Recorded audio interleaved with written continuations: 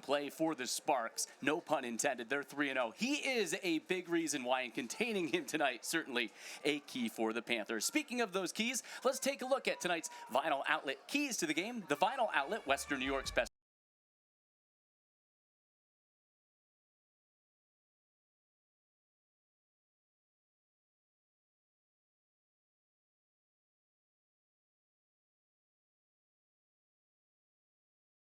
breaking play for the Sparks.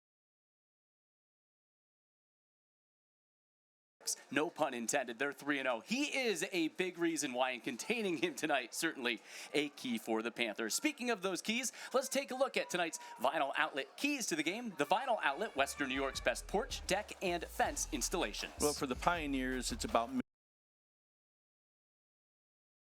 outside and make a game-breaking play for the Sparks. No pun intended. They're 3-0. He is a big reason why, and containing him tonight, certainly a key for the Panthers. Speaking of those keys, let's take a look at tonight's Vinyl Outlet keys to the game. The Vinyl Outlet, Western New York's best porch, deck, and fence installations. Well, for the Pioneers, it's about maintaining drives and keeping the powerful and make a game-breaking play for the Sparks. No pun intended. They're 3-0. He is a big reason why, and containing him tonight, certainly a key for the Panthers. Speaking of those keys, let's take a look at tonight's Vinyl Outlet keys to the game. The Vinyl Outlet, Western New York's best porch, deck, and fence installations. Well, for the Pioneers, it's about maintaining drives and keeping the powerful offense off the field.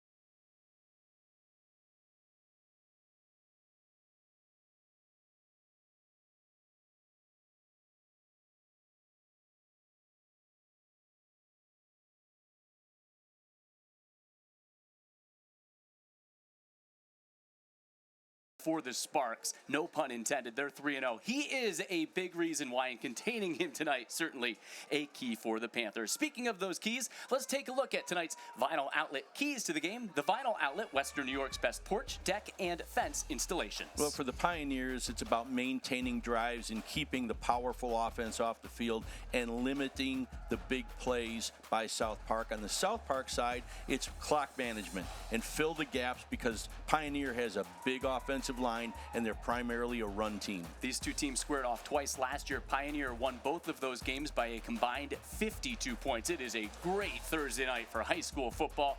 We're at the midway point of the season, and kickoff is coming your way next. You're watching the Law Office of William Mattar's Thursday Night Lights, presented by the Vinyl Outlet.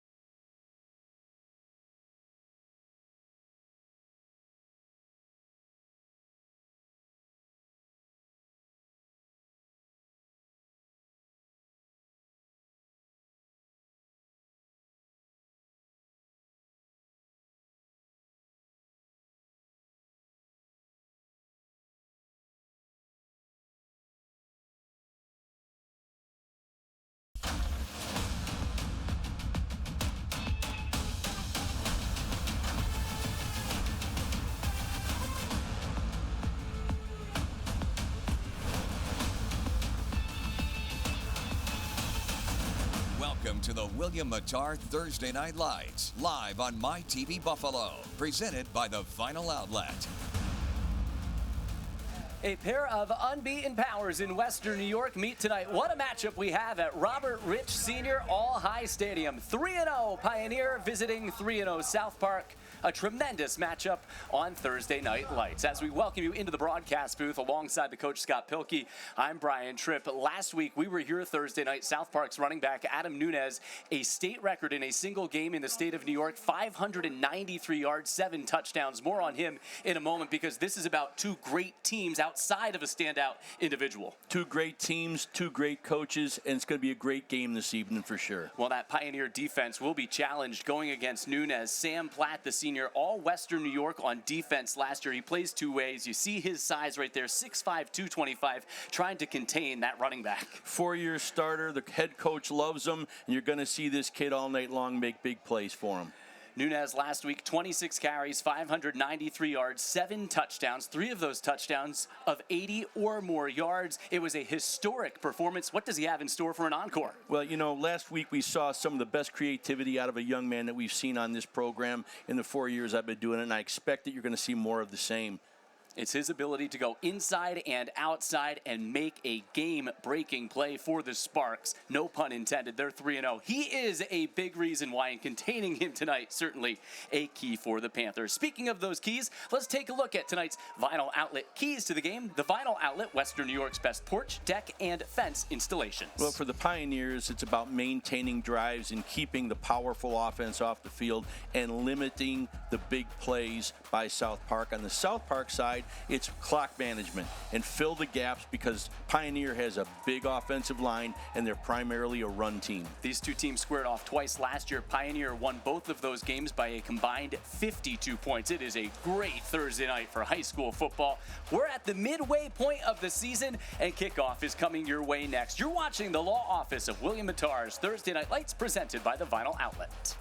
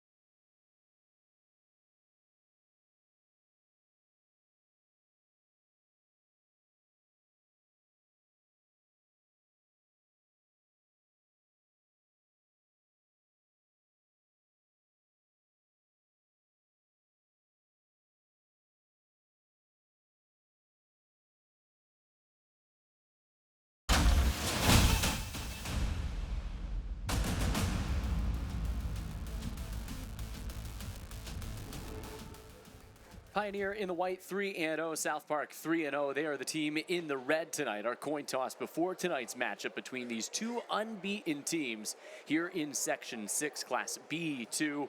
And Corey Bachman is our referee as we get set for the coin toss. Here's the visiting team. They'll call the toss. That's a head. That's a tail. That's a tail. That's a head. What's your call? Tails is called. It is ahead. South Park won the toss. South Park won the toss, elected to defer. Gavin, you're taking the ball. What goal you want to defend? Okay, guys, turn your backs to the goal you're going to defend. South Park won the toss, elected to defer, be kicking away from the school. Come on in, shake hands, introduce yourselves, guys. Have a great game. So that is Gavin Schwab, the senior at quarterback for Pioneer. An accurate quarterback. How much will be on his shoulders tonight? He has a plethora of playmakers around him. And Jim Dupre, in his 23rd season, he won his 100th game of the year, 2022, against a man, Tim Delaney, tonight for South Park, who won his 100th game last week. This is a great head coaching matchup between Jim Dupre and Tim Delaney, who both have been around the area a long time. 40-year combines as head coaches. You know, I can't say enough about Tim and everything he's accomplished in the 100 wins. Amazing experience. And Jim Dupre, I had the pleasure of playing football with him at the University of Buffalo. Great old lineman, just two tremendous guys, and their kids are very lucky to have them. So a great head coach matchup, two experienced head coaches and programs that have been at the top of their class the last couple of seasons here. In fact, the last couple of decades here in Western New York. Temperature around 70 degrees here for kickoff. Hardly a cloud in the sky. It's time for tonight's Costanzo's Kickoff, brought to you by Costanzo's Bakery. So that Pioneer offense, a team that put up 70 points last week against Cheektowaga, will get the ball first here. They were challenged in week number 1 against Grand Island, but a couple of blowouts ever since. A pair of 3-0 teams. What more could you ask for as we get ready for football? Settle in, we promise. This is going to be a good one here on this Thursday night. Alongside the coach, Scott Pilkey, Brian Tripp, and off we go from All High Stadium, and good kick coverage there. The ball brought out by Cooper Keel to the 30-yard line, and that's where Pioneer will begin with the football. Special teams an issue for South Park last week, one of the few hiccups to their arsenal, but they were able to pin Pioneer deep inside their own territory to start as Schwab and his offense take the field. Last year, 24 touchdown passes, just 2 interceptions, 5 touchdowns this year. Again, hasn't had to throw the ball often, but very efficient and accurate. Well, that's what Coach Dupre said. He said if they had had the same type of throws coming out as everybody else, he'd be right up there in the top with every other quarterback in Western New York, and they open up with a 9-yard run. This is going to be a battle of the trenches today. You're going to see it on the inside here. It's the senior Carter Jabu who takes over as the starting running back this year after Dalton Jabu, his older brother, had a monster year last year. You see, there's so many weapons. Platt, Jabu, both Platts, in fact, that are weapons for Schwab. He's very accurate, but he can do it with his legs as well, all behind that big offensive front. And the best part is that these guys have already played together for 3 or 4 years straight. You see a great power pull, and you see them get out on the outside. That's going to be tough if they can get to the edge. If you can hit it up the gut and then get out to the edge on your very first 2, you're already setting a great tempo. A gain of 10 on the first carry for Jabu, 9 yards this time. They already have an Interstate Batteries first down. It'll be 2nd down and 1 from midfield. A defense for South Park that is reeling here off the bat. The linebacker combination of Robinson and Robinson, really good. Collins has come on, and it's a secondary that is going to be a test for Schwab tonight. Yeah, and the key here, I think, is Manny Parker. We saw him play last week, number 51. The battle that you're going to see down here in the trenches is really going to be the defining moment of who's going to be successful here early on. Schwab throws for the first time, wide open and into the hands of Kason Jarasinski.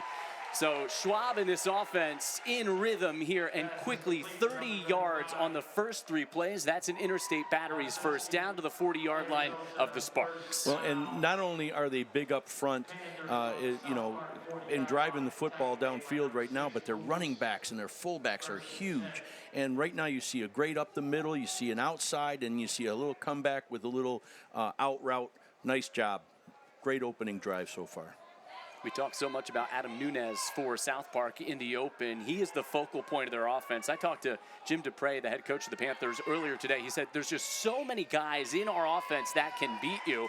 Very straight up running from Isaac Platt, but very hard to bring down. The sophomore is 6'2", 205 pounds. He's averaging nearly 10 yards per carry on the season. Here it's a 4-yard pickup, and once again, Pioneer stays ahead of the chains. Well, look at his brother, 6'5", 225 pounds as a senior. There's no shortage of size on this field tonight.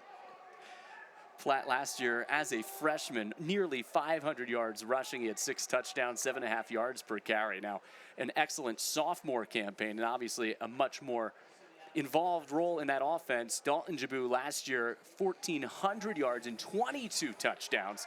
So again, work by committee out of this backfield for Pioneer. An excellent opening possession, and back to this time Carter Jabu, and the defense ready for it. A 1-yard gain, and Jashawn Robinson coming up from his linebacker position to fill that gap that you talked about. And for the first time, a third There's down a coming nice up for double Pioneer. team on the defensive lineman, but one of those guards has to come off in order to get that, allowed the linebacker to step up and make a great play. So 3rd down and 5 for Pioneer here on their opening possession. Big chunk plays early on this drive, but the South Park defense, Scott, starting to make a stand. Yeah, and, but now you see somebody down on the ground, and we've got to figure out who this is yet. But the bottom line is they can't afford to lose anybody. Both of these teams are smaller schools. They have guys that play both sides of the football the entire game. So hopefully this young man's okay. And we saw that really start to impact South Park last week. We were here Thursday, 2 undefeated teams, South Park and Iroquois. It was a game that featured a lot of snaps, a lot of tempo, and by the end of that game, both teams were worn down and beaten up. Yeah, just look, it's just showing a great shot of Dakota Smith here, another 6'4", 225-pound young guy. Pioneer is as tall as trees out here. It's pretty amazing to see. They would make a pretty good basketball team. It is Jashawn Robinson, one of the Robinsons at linebacker to his feet, and great to see him go off under his own power. He's the team's leading tackler, 27 tackles on the season. He made that last stop, and now they're without one of their top guys on the defensive side before a big 3rd and 5 on this opening possession for Pioneer.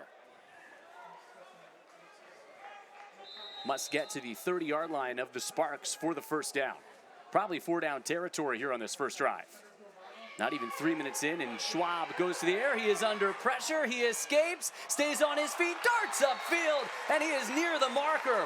What an effort from Gavin Schwab. It depends on the spot as he speeds away in the backfield and keeps this one alive. Well, you're seeing that pressure. You're seeing the defensive line slant a little bit, allowing the linebackers to flow. But what that was able to do with the quarterback is able to get outside the pocket and make something happen with his feet. Great first down.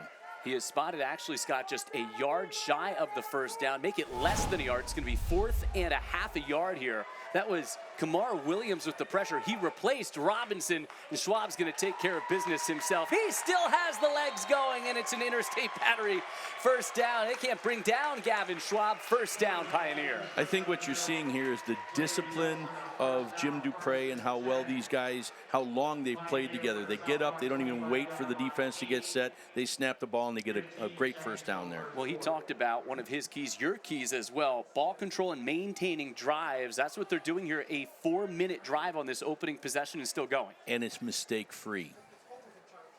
He is a no-nonsense head coach, very much a buttoned-up, matter-of-fact kind of head coach. He's as old school as they come, but look at the product that they're producing on the field right now.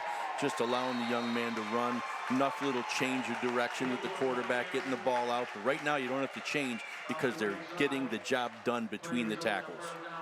Carter Jabu, there are his numbers coming into tonight's game. That's another 14-yard carry and an Interstate Batteries first down. Interstate Batteries outrageously dependable. He's becoming outrageously dependable here on this opening possession.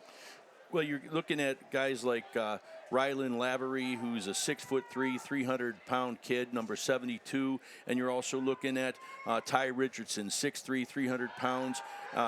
These guys are just getting the push, and then they give him protection to boot. Great drive. You couldn't open it better against South Park than what we just saw there. Gavin Schwab with the touchdown pass to Sam Platt, a 13-yard touchdown strike. And there is that size in the end zone, 6'5", climbing the ladder, making the catch for the touchdown. And Pioneer goes right down the field and scores on its opening possession. That is a Firth Jewelers touchdown. Go forth with Firth. I think you could probably call that a platitude. You see his brother run all the way down on the inside, and then for the big play, the older brother gets all the glory. But what a tremendous drive by that by Pioneer. Awesome. Perfect on that drive for Gavin Schwab at quarterback. His 6th touchdown pass of the year, the 4th of them to Sam Platt. A drive that spans 4 minutes and 42 seconds, 69 yards right down the field. Pioneer on the scoreboard early, evades the pressure, heaves it end zone, touchdown Pioneer. They're in front here on Thursday Night Lights.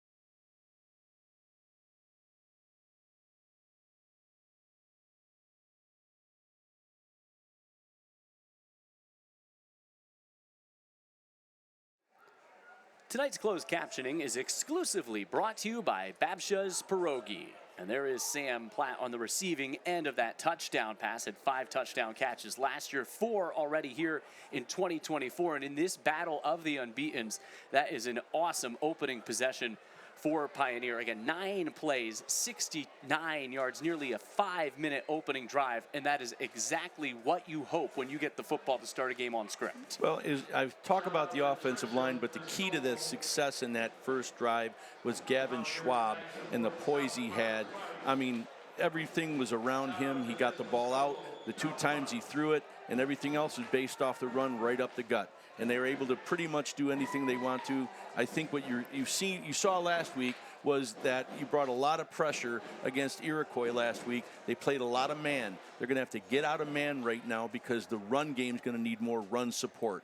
And you can't let the big guy get behind you. You know, it's amazing how Isaac Platt ran the ball on the inside, but, you know, Sam Platt was there for the big play at the end of the drive. This is another Costanzo's kickoff. It goes out of bounds. Good field position for South Park as they get the football for the first time. And despite how dominant the Sparks were last week in a 58-28 win, there were some ups and downs early in that game. Kickoff goes out of bounds. We'll see if it looks like they're going to elect to have another kickoff here, spotting it back at the 35-yard line. We await the word from Corey Bachman, our referee.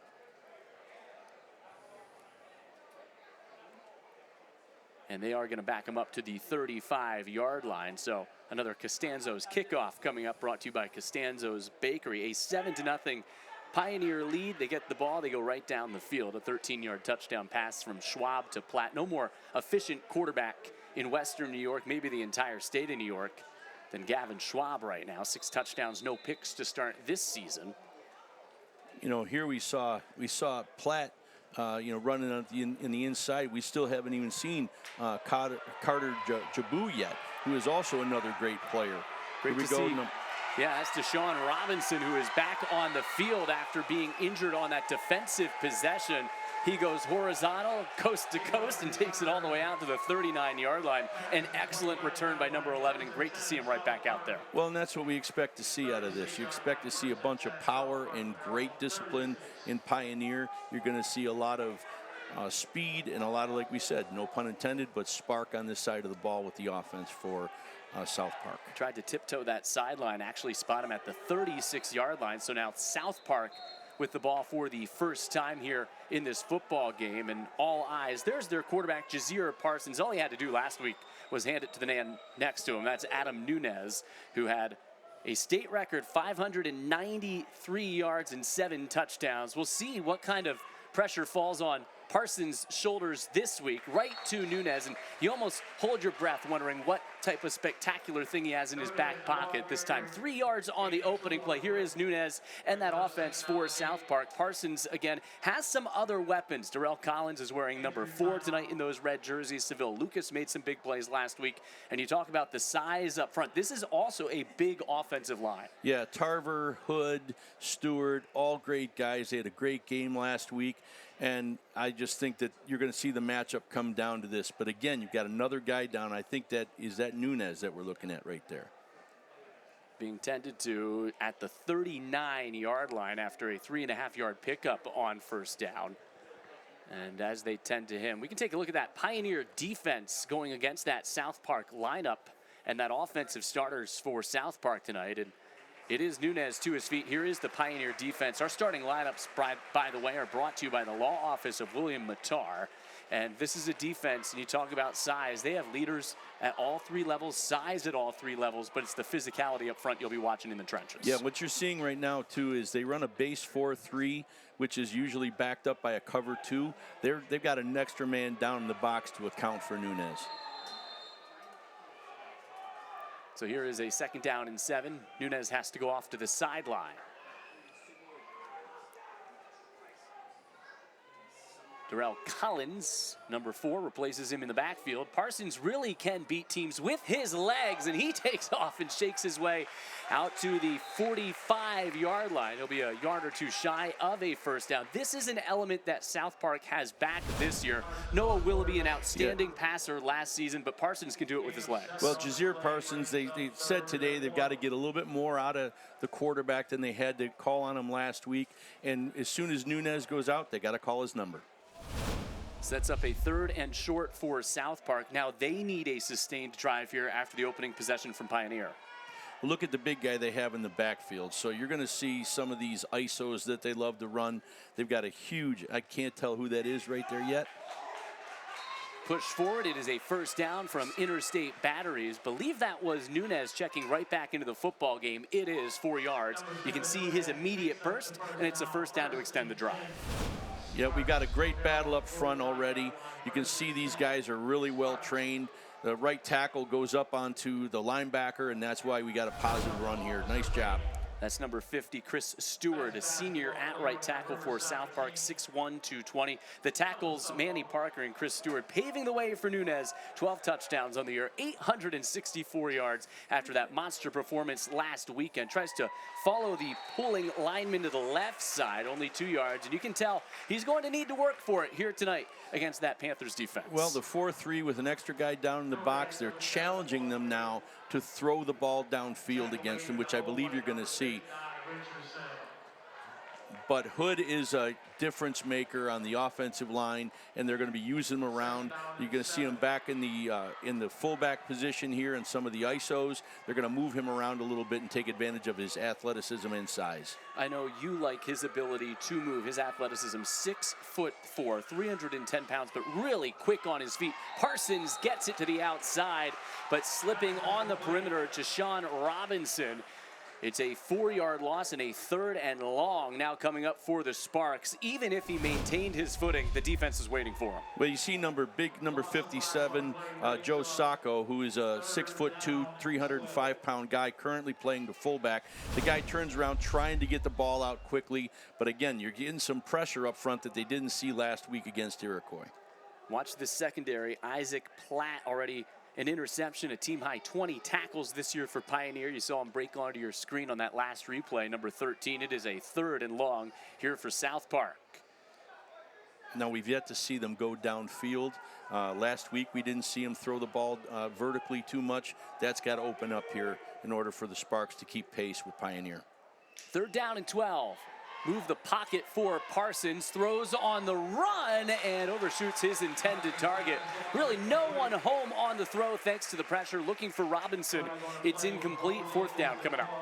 Well, what they're going to do with Jazeer Parsons all night long is when Jazeer rolls out to his right or to his left, he has the carte blanche to go. If there's nothing to throw, he's fast enough to get on the edge and make something happen with his feet. Flag back behind the line of scrimmage, holding against the South Park offense. Believe that penalty will be declined. Yes, Pioneer will decline the penalty, and South Park now will need to punt.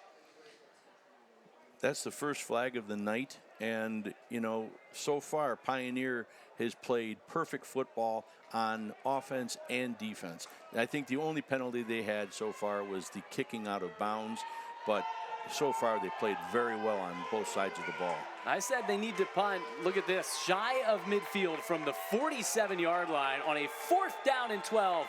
South Park lines up like they're going to go for it. Now Parsons drops back to punt, and he has to pull it down with pressure, and he is dropped at the 45-yard line. Diagnosed beautifully by Luke Fleischman, the sophomore linebacker, in excellent field position coming up for Pioneer. You got to feel good that you can call that young man a sophomore. Watch how quickly he breaks down, and this should have been one-on-one. You look at guys like Parsons, and you think that he would have this, but boy, what a great tackle. The kid breaks down, and the kid makes a great hit.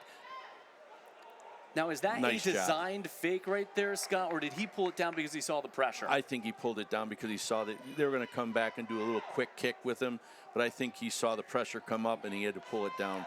And I'll tell you what, if you get past that guy, he's got a chance with it.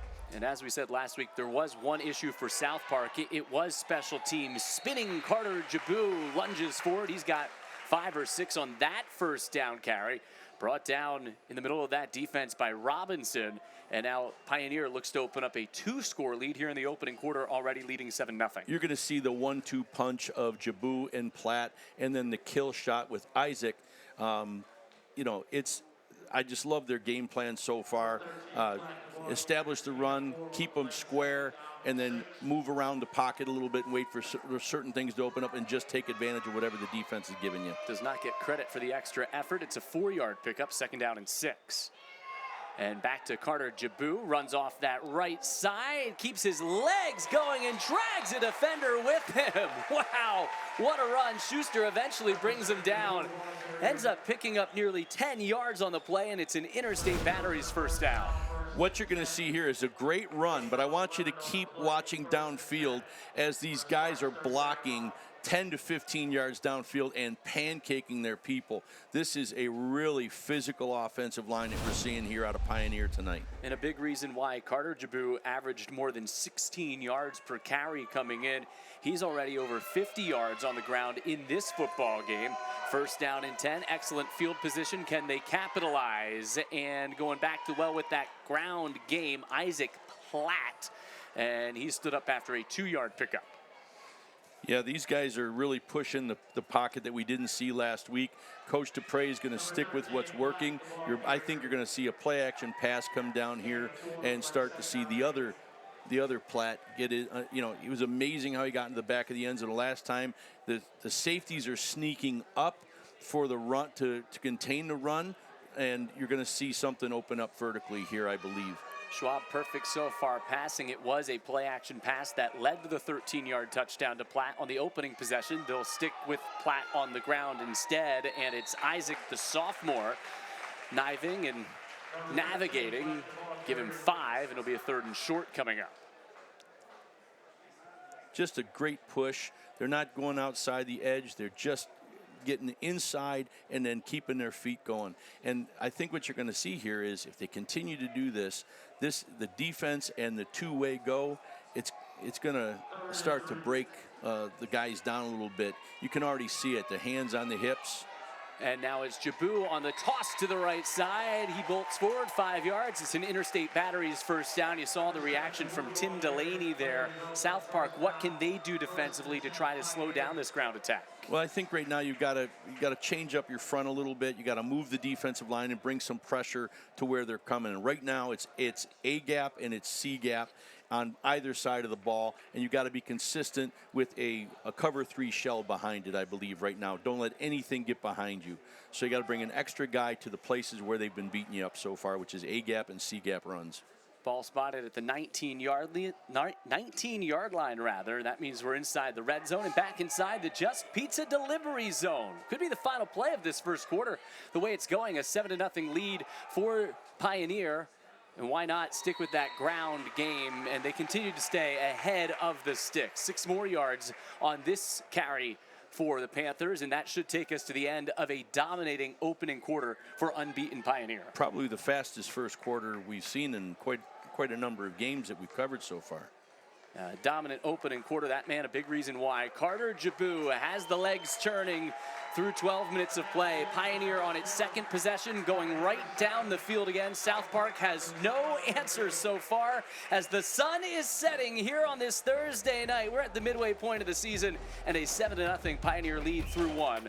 You're watching the law office of William Mattar's Thursday Night Lights presented by the Vinyl Outlet.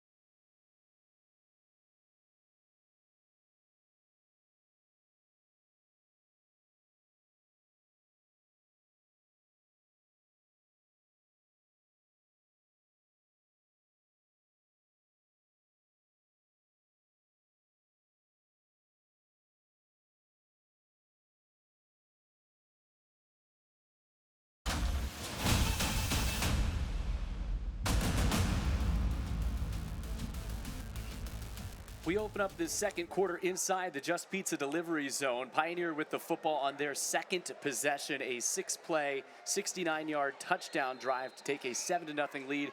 In the opening quarter, this is just the second time they've had the football. Another dominating possession, 2nd down and 5 for the Pioneers. Carter Jabu, number 7, 8 carries, 58 yards. We came in talking about the other number 7, Nunez for South Park, and the blitz gets home for the Sparks. They needed that. That is a big-time sack for a Sparks defense that was on its heels in the entire opening 12 minutes. And the sack for South Park comes from Jashad Robinson, the senior wearing number 5 tonight.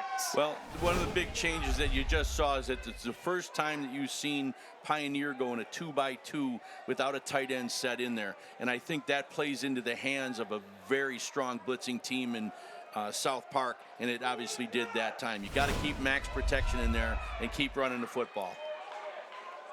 So Tim Delaney and South Park looking for a stop here defensively as it's an inside handoff, and they are going to come up with that stop. And the defense is fired up. Robinson, number 11. And it will be 4th down and 12, no gain on the play. And South Park, you know, Pioneer had everything working, and then they changed it up. Were you surprised to see that to start this second quarter? Well, everybody starts off with a 15-play plan. That's traditional.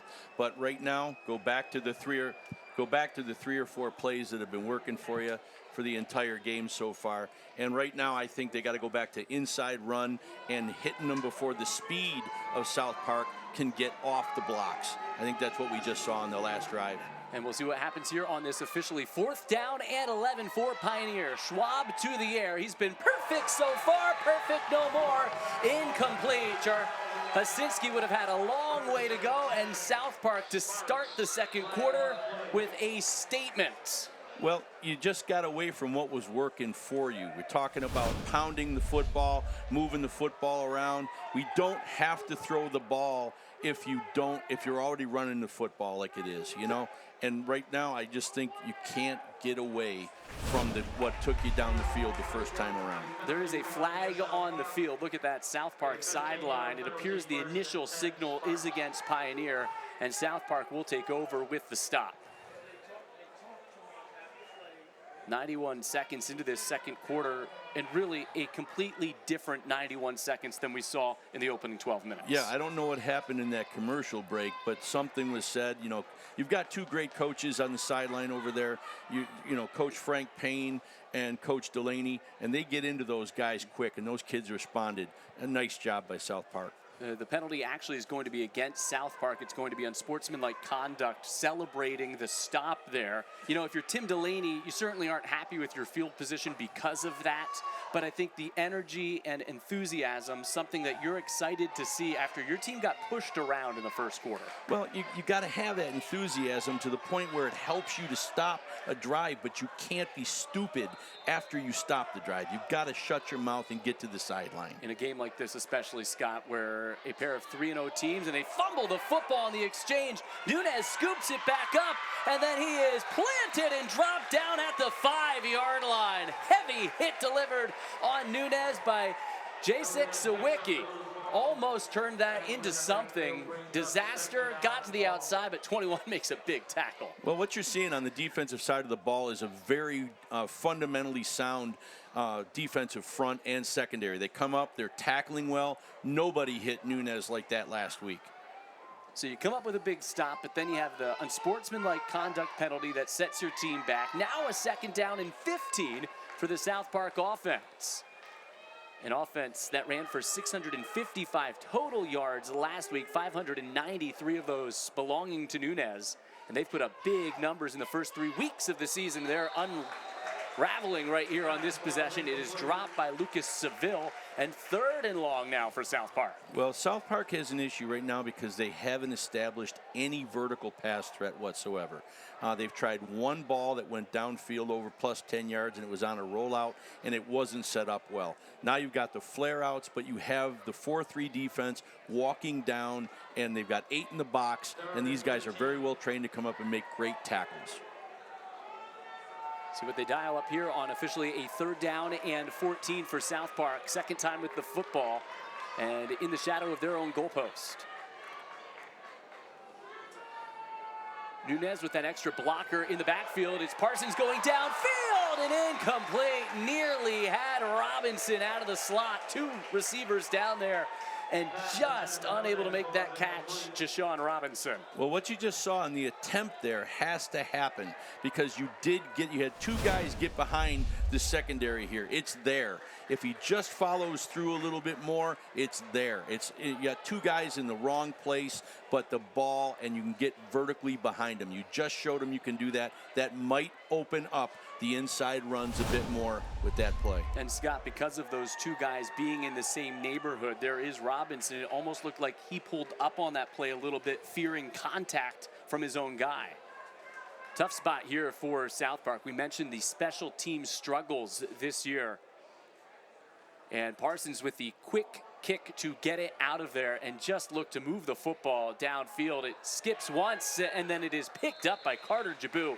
An alert play, and he saves his team nearly 10 yards in field position as he scampers down the sideline, and Pioneer right back to basically where they were at when they were stopped with the football here with 9:23 to go in the second quarter. Well, fans, don't forget the UB Bulls halftime show is coming up. UB Bulls football. Family, affordable, fun.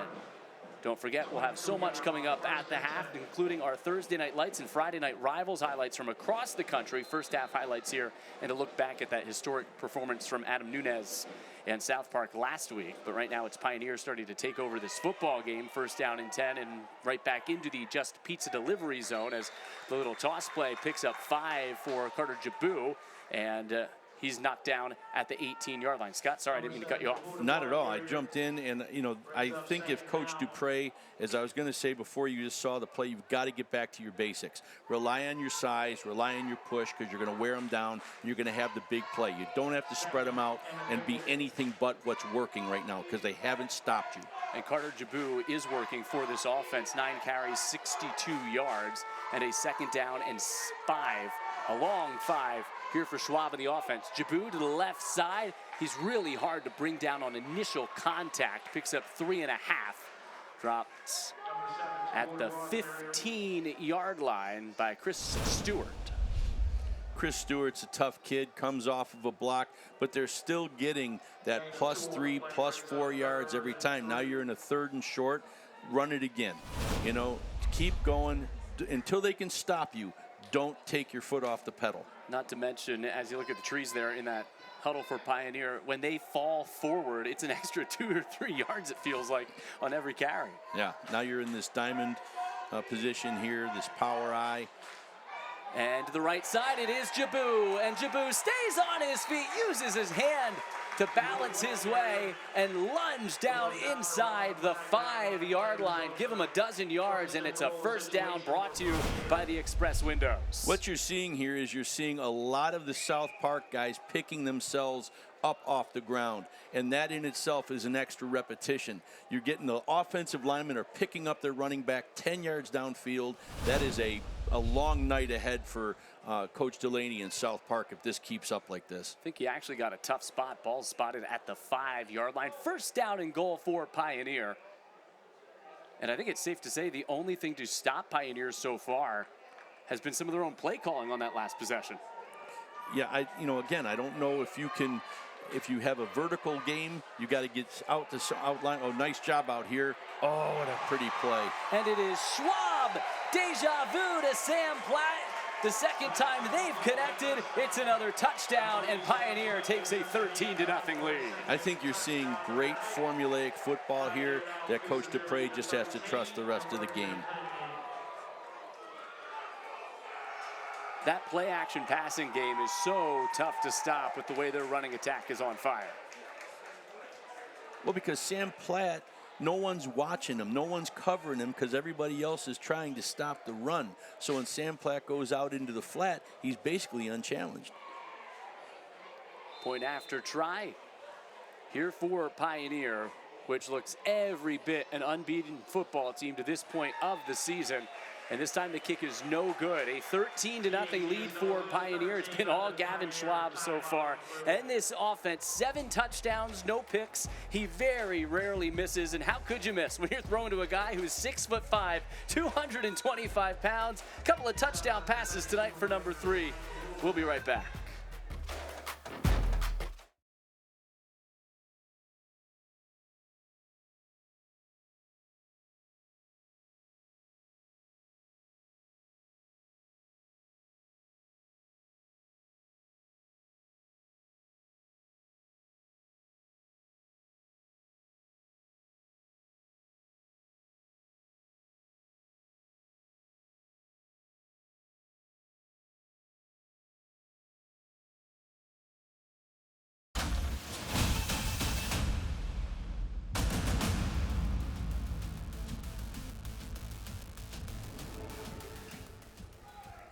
All right, Gavin Schwab to Sam Platt once again. You see a great push up front, and what that does is it pulls everybody into the center and opens up the side, and you see the same out pattern he ran in the very first time he scored a touchdown. But I tell you what, he had 2 guys on him, and he still made a great pass and great catch. First touchdown pass was 13 yards, went over the top of the defense, and Platt in the flats. I mean, pretty good hands there. Decent coverage from South Park. Absolutely. They're playing as well as they can right now, but right now I just think it's the size of the athletes and the athleticism of Pioneer that's a bit much for South Park at this point. Obviously, with those gaudy offensive numbers and a historic state record performance from Nunez last week, so much attention on the South Park offense. Their defense has not had this type of challenge yet in 2024, and they will need something this time with the football. Can it come on special teams for Julius Jackson? He erupts it all the way out near midfield. You know what? That is Seville Lucas, number 6, not 8, out to the 50-yard line, and maybe that can, again, give them a little bit of a jolt here. I think if you're Tim Delaney right now, because you've got great field position, you know, they set up the block nice on the outside, but then the kid reads his blocks and he gets vertical. See that beautiful cut there? And then he basically turns the kicker around. Just a great play all around. Tremendous athlete. Yeah, Seville Lucas, the senior, plays on the offensive side. You really haven't seen a lot of the wide receivers so far for South Park, but he's going to line up spread out at the top of your screen. You see him there, 5'10", 165. Great athlete. Pair of backs in the backfield. Play fake to Nunez, and now Jashawn Robinson. A little quick pitch and catch with Parsons, stays on his feet and then is knocked out of bounds near the 41-yard line, very close to a first down. You see that split backfield. It's going to give them the max protection, but it's also going to give them the ability to get vertical now. I think you're going to see a little bit change in the tempo, which you are. You're not seeing the huddle. They're going to line up in the same formation and try to push against Pioneer and try to get behind them here. A little play action and then get downfield. Those 99 yards receiving for Robinson, leading the team. They did not move the chains. However, it looks like the ball is spotted across the line to gain. The down marker says first down, but the chains did not move. It's going to be second in inches here after 9.9 yards on that first down completion. It's good to see Parsons. If you can get those all day, you're doing well. Good to see Parsons getting a rhythm as well. Really opens up the playbook. Adam Nunez has not been able to get on track yet. He's sticking with it. He's not afraid to put his nose down and run between the tackles as well. 3 yards. He gets that easy first down, and that first down brought to you by Express Windows. That's the first time you've seen Demarius Hood down the field where he's actually running somebody 10 yards downfield. That's been Pioneer so far in the first half. So what you're starting to see is they're going to balance the people out and start to hit and give the ball to their big playmakers out in space and get back into the game here a little bit. Because the clock is so rarely stopped, this is just the third possession for South Park, already approaching the midway point of the second quarter. They do get the football to start the second half. It's hard to believe I'm already talking about that as Nunez is tripped up after a yard or two. But really, they're right in this football game if they can come up with an answer. Well, I think their answer is in that split backfield with 2 wide as well, because that balances out the defense. When they went back into that offset eye, it brought the secondary down back into the box to contain Nunez. So they got to go back to that split. In that secondary, the safety Isaac Platt coming up into that box, their leading tackler this season, 20 tackles for Pioneer, 61 tackles last year as he was a starter as a true freshman, out there for Pioneer. A 13-0 lead for the Panthers, and Jazir Parsons keeps this time, and the ball comes out, a scramble for the football. It looks like he was marked down on the play prior to that football coming free. Dakota Smith and Chris Howat made the stop. They'll give him progress to the 37-yard line. They're playing some great defense. They bent a little bit, but they really are making great sight adjustments as the coaching staff on Pioneer. You're seeing the linebackers, you're seeing the great offensive line getting up to the secondary, but they're not accounting for the guys that are coming underneath. It looks like it was out unless the knee was down. It's very hard to see from that angle. Looked like Kershawn Stewart got back on top of that football regardless. 3rd down and 9 for South Park, 4-down territory. Quick drop from Parsons, slings it down the middle again and incomplete. They've had some space over the top. Robinson once again almost able to track that pass down. Well, you see a nice adjustment up front by Pioneer. They give you a 50 front and they're angling and opening up here. I really believe they're just staying one step ahead of Coach Delaney right now, and they're playing great football all around. Now a 4th down and 9.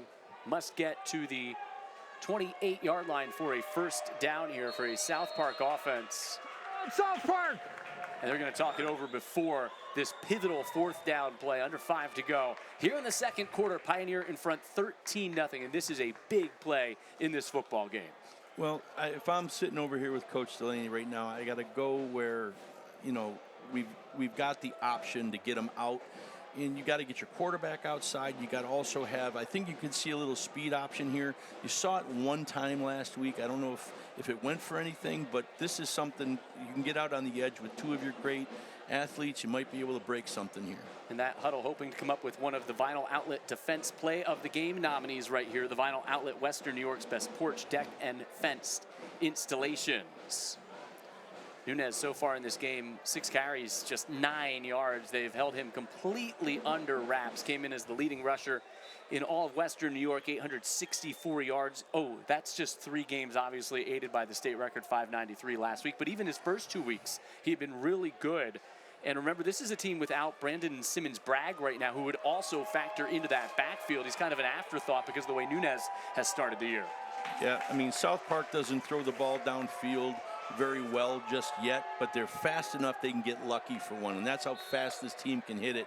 You're seeing 3-by-1 for the first time, so you're going to see that roll with a Max Pro to your left side, and you're going to see basically, you know, they're going to try to get vertical on it. Need a big play here. Parsons on the ground, nowhere to go. The football is free, and it is scooped up along the sideline, staying in bounds. A flag flies. We'll check on the penalty. It is a touchdown for Pioneer if it stands. Isaac Platt, a scoop and score, but it looks like a blocking penalty, and this may come back as they are not celebrating on that Pioneer sideline because of the flag. But again, they come up with a big turnover and a stop on defense, and maybe one of tonight's Personal foul after the fumble recovery, number 8. 15 yards. still may be a Vinyl Outlet Defense Play of the Game nominee right there on a 4th and 9. They create the fumble, but the touchdown wiped off because of the penalty. Well, last week we didn't see the Sparks putting the ball on the ground. This week we've seen it come out a couple times, and I'm going to be honest with you. I think it's because last week they didn't have the physicality of the tackles. You know, you're looking at great push and containment from the outside, and he comes in and does exactly what he's supposed to do, is strip the ball. And yeah, and then you get the pickup, brother to brother, I believe. Great job. Pioneer from the South Park 48-yard line. Saw the penalty there about halfway through that replay, running down the side, and this is Sam Platt trying to pave the way for Isaac Platt, his brother, and is that shot coming up to the head that draws the foul. Yeah, you just can't leave your feet. I understand a great shot, but you know, you've already got the ball going in your other direction here. Try to reward Isaac Platt after coming up with that fumble. Man, I guess he's not tired after the long run. A 1-yard pickup. It'll be 2nd down and 9. These guys have just putting together such a nice drive after drive.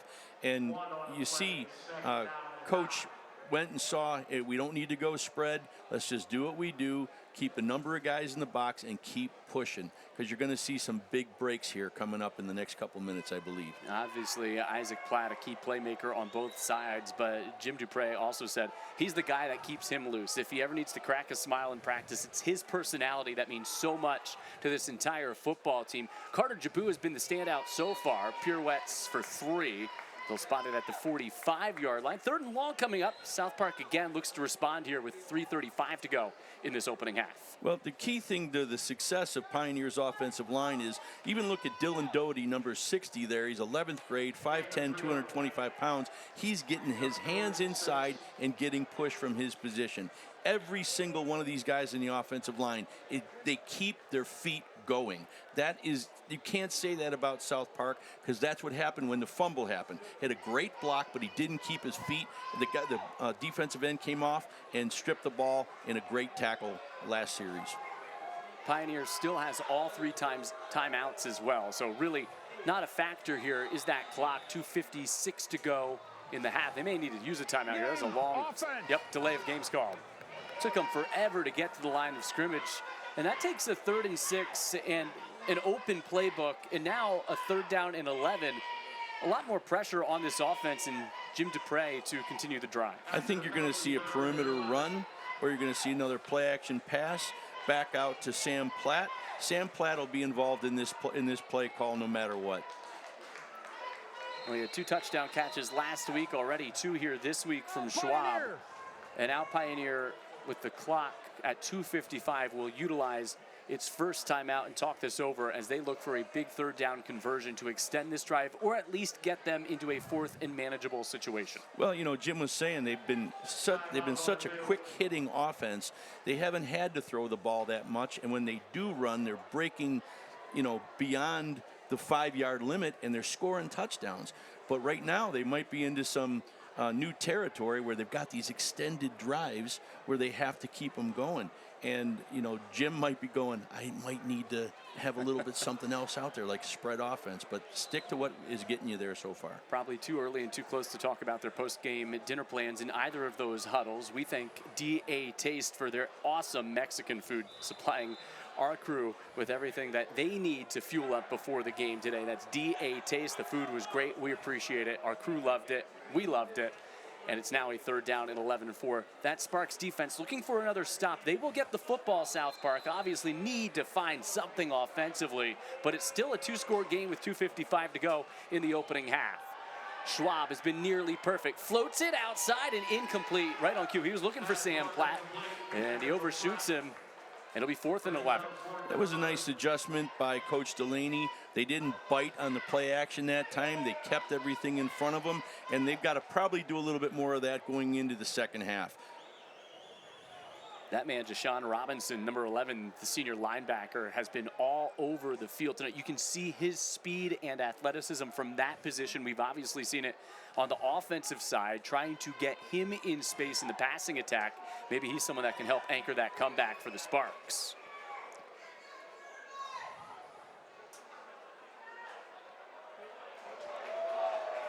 Kick drives all the way back inside the 10-yard line. Seville Lucas, look out here. The biggest plays all night for South Park have come on special teams. Dropped at the 37-yard line. Good tackle made by Riker Waits in coverage. Now, Coach Delaney came out in that last drive and attempted to up tempo.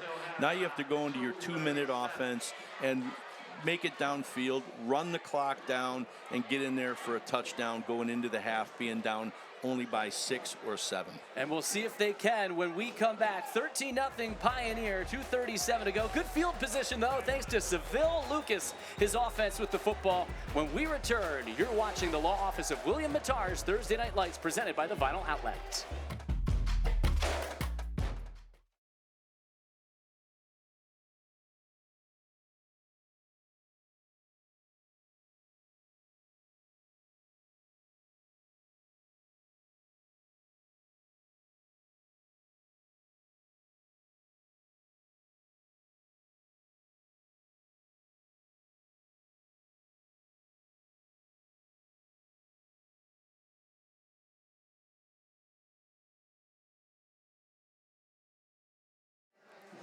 Coming up in a few moments, the UB Bulls halftime show. UB Bulls football, family, affordable fun. We'll take a look back at Adam Nunez's state record performance last Thursday night here at All High Stadium. We'll take a look at some of the great plays made around the country. We'll have first half highlights and stats from this game as well. It is a 13-0 Pioneer lead. It has been all Panthers, but South Park with the football, a couple of timeouts, and set to receive the kickoff to start the second half. It feels like it should be way more, that score in favor of the Panthers. Here you go, South Park. This game's still here it's still hanging in the balance for you. Well, for Dupre to keep South Park off the board at this point, it's just a masterful game plan. He had come in, and everything we talked about, keys to the game, he's actually performing almost 100% efficiency of what his game plan was for this week. Parsons handles the high snap, again takes a shot downfield, and incomplete. Looking for Seville Lucas. Those receivers have had some space against the coverage, but they just have not been able to connect. We have a sideline warning. Pioneers bench. A little bump there coming over in coverage. Gavin Schwab, the quarterback, plays both ways as well. You could hear our referee, Corey Bachman, a sideline warning against the Panthers. Made contact with an official over on the bench. What you're seeing now is, for the first time, because they know they have about a 2 minutes and 30 seconds to kill, you've been seeing Pioneer play their safeties up. Now you're seeing them play back because they know they've been challenged now with that vertical. This would be a great time for a screen.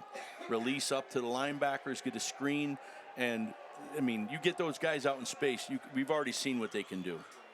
Trips to the far side of the field. Parsons under pressure, evades one, can't evade the other. He is dropped by Rylan Lavery. The change in discipline is you're seeing guys come off of blocks on Pioneer, both sides of the ball. When they're engaged on the offensive line, they're keeping their feet moving, and when they're being blocked, they keep fighting. This is a great pressure. You know, we're looking at a play action, but a nice job coming off the edge, and just great tackling. The fundamentals of Pioneer are very impressive. South Park in jeopardy here of having a third consecutive possession without a first down. And again, an offense that in 3 games this year has scored 46, 36, and 58 points. Thanks to Parsons, the senior at quarterback, and their great rushing attack. It is Nunez on the toss, and he just is unable to get to the edge here tonight. And a beautiful game plan for Pioneer, working to perfection. Give him 2, it's 4th down and long. Well, I think what you saw last week was the size of South Park's offense. We're getting up to the linebackers. By the time Nunez hit the hole last week, he was in full stride. This time, you're seeing him, and the D-line's coming off blocks, and he doesn't have that clear window of opportunity. Luke Fleischman, 14, made the tackle. Clock is running. Pioneer electing not to stop the clock, even though it looks like they'll get it back here. Satisfied with a 13-0 lead, Jim Dupre in this battle of unbeatens in 2 teams that have been at the top of the class and have been so dominant in Section 6 over the last decade plus.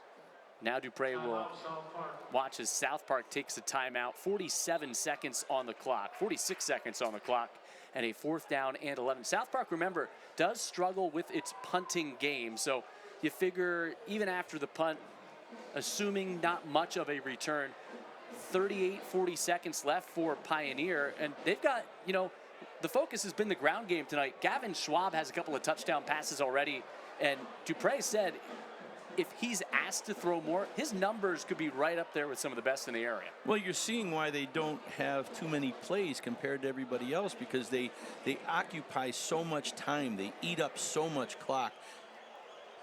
And they are a very productive team, you know, even for the way they're moving. Their game plan is perfect tonight. They're occupying, you know, they're taking up as much time as they need to, and they're just running the football at will. Scott, this is 2 unbeaten teams, 3-0. Both have been incredibly dominant so far this year. We loved what we saw from South Park last week. Is this playing out different than you expected, or about how you expected tonight? Well, you're looking at the athleticism of South Park. Truly can hit at any moment with a deep ball.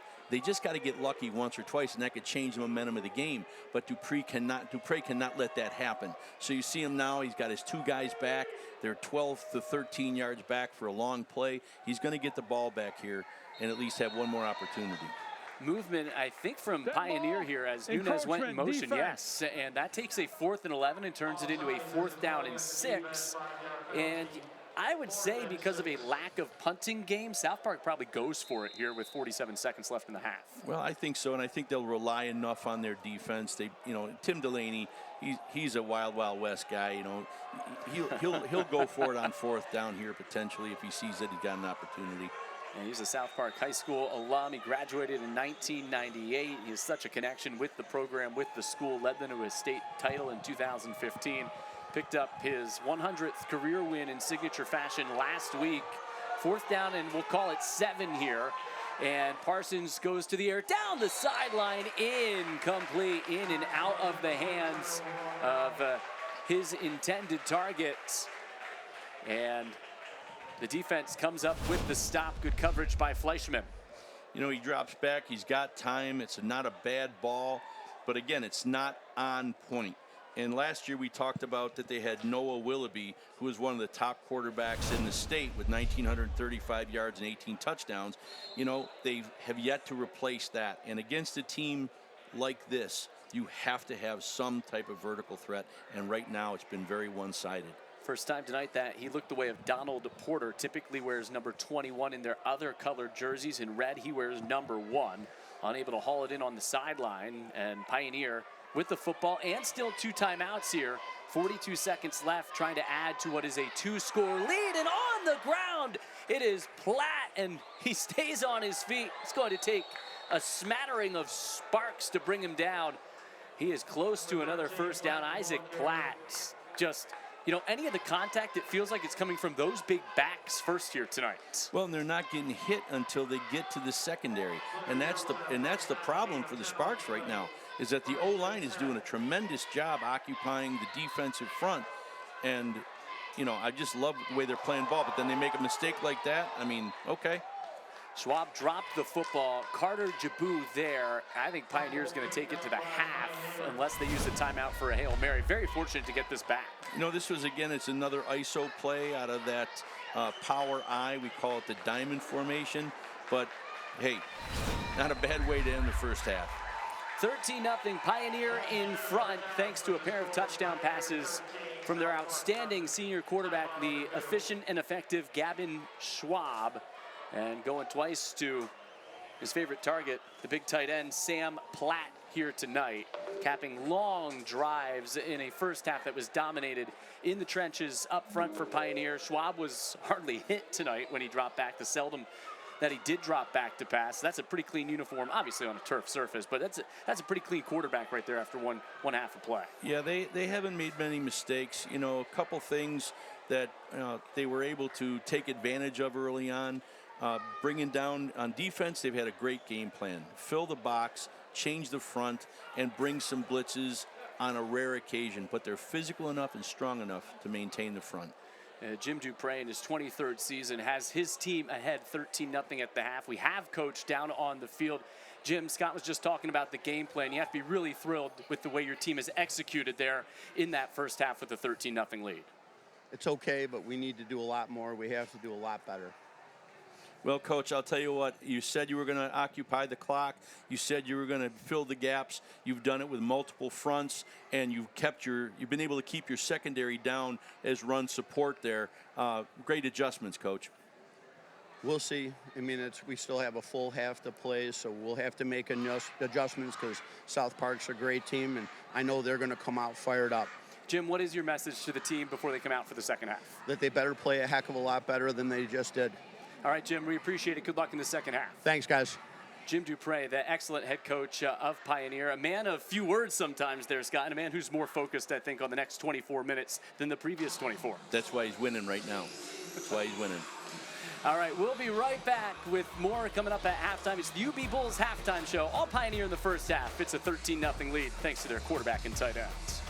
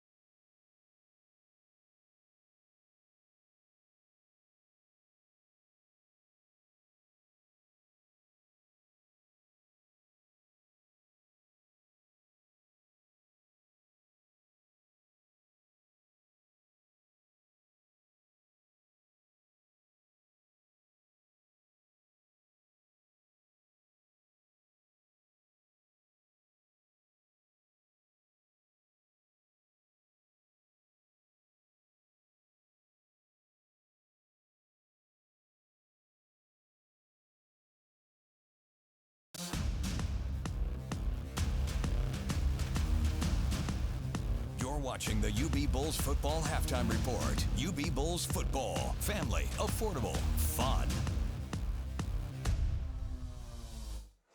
Gorgeous night for football at All Highs Stadium. History was made last week. A 13-0 Pioneer lead tonight over South Park. But South Park running back Adam Nunez with 593 yards and 7 touchdowns 1 week ago tonight against Iroquois. He broke the state record by 9 yards that was previously set in 2016. It was an unbelievable performance 1 week ago, and one I'll never forget. Yeah, and it's something that you might never see again. You know, this is something when we looked at the beginning of the season, when you looked at all the running backs that have held state records, and his being the top performance, you're seeing some guys that went on to big-time Division I programs, but his ability for his second gear was really the key to that last week. That is 4.5 speed. He can run inside and outside. You talked about that record board, and there he is right at the top, Adam Nunez. And you know, look, all those fairly recent, but you never know when you'll see history again, and we were so lucky to witness that last week. Especially to see it come out of Western New York here in the Buffalo Public School. It's amazing. It was a great night. We're having another great night here. This is really good football, but I expect Nunez is going to be the difference maker if South Park has a chance to come back in the second half. This is the UB Bulls halftime report. More coming up in just a moment here at the half. It's 13-0. Pioneer in front.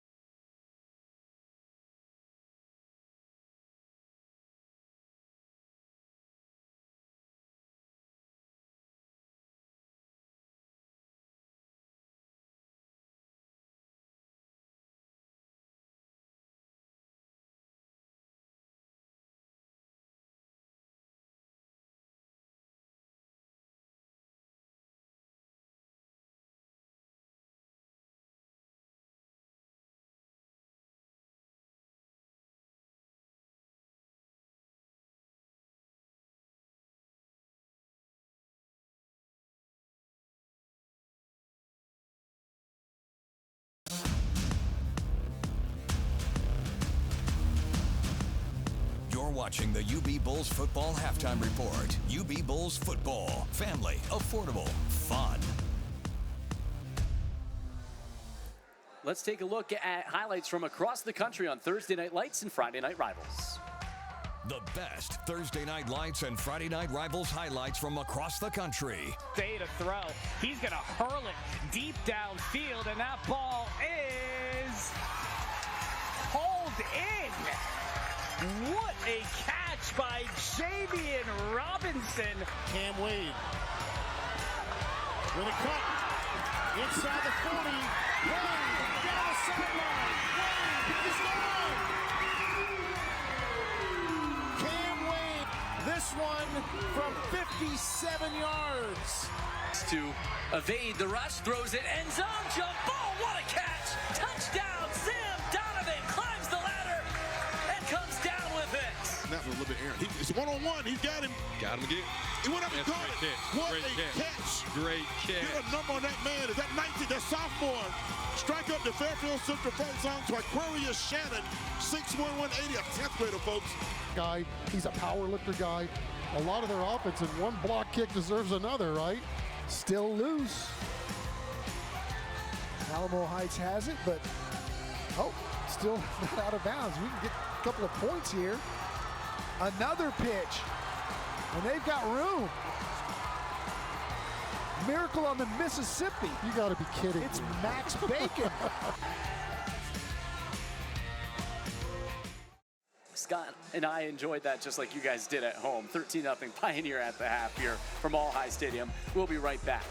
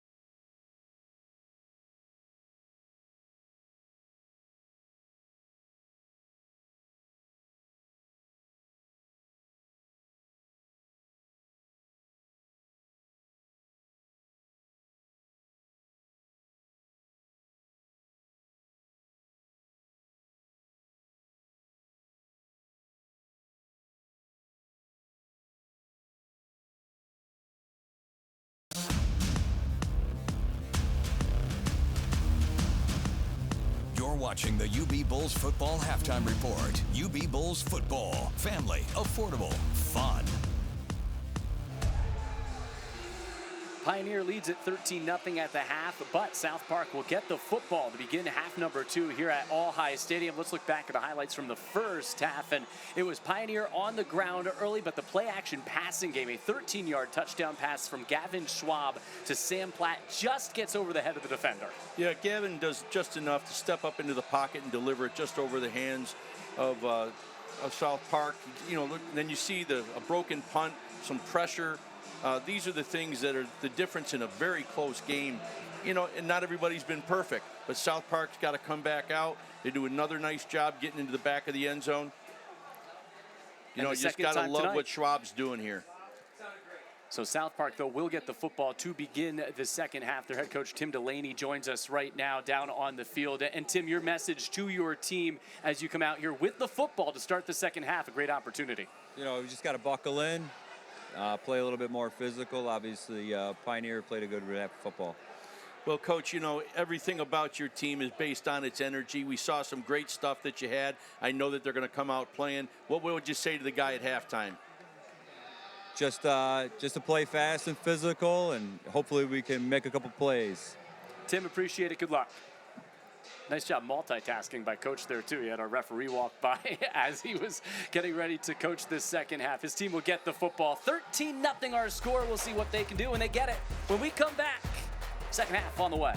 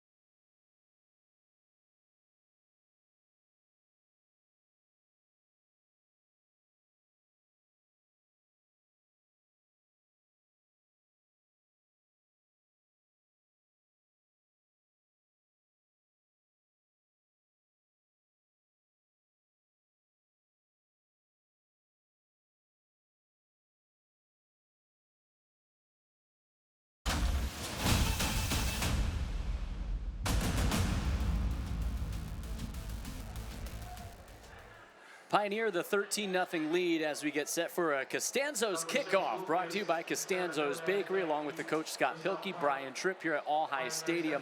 All Pioneer in that first half, but South Park, because of a couple of defensive stands, they still have an opportunity despite just 29 yards of offense in the first half and 2 first downs. Their best plays have come on special teams. Logan Fleischman will kick it away. Jashawn Robinson and Adam Nunez deep. And look out here, there's some space. It is recovered by Pioneer, picking up where they left off in that opening half. Carter Jabu is there, and Pioneer now a chance to punctuate and put this game away.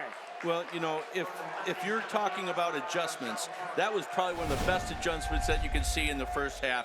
They saw that the second-tier line was just kind of lingering around. You've got to know that is just having basic football awareness to come up and field that ball. Look at the frustration from Nunez there. He won't have an opportunity to carry the ball to start the half. Number 7 looking as the other number 7, Carter Jabu, at 6'3", hops on that football, and it was Carter Jabu, along with his quarterback, Gavin Schwab, the standouts offensively for this team in the opening half. Great adjustment by Pioneer at halftime and seeing that opportunity that they would have to come out and get the ball right back.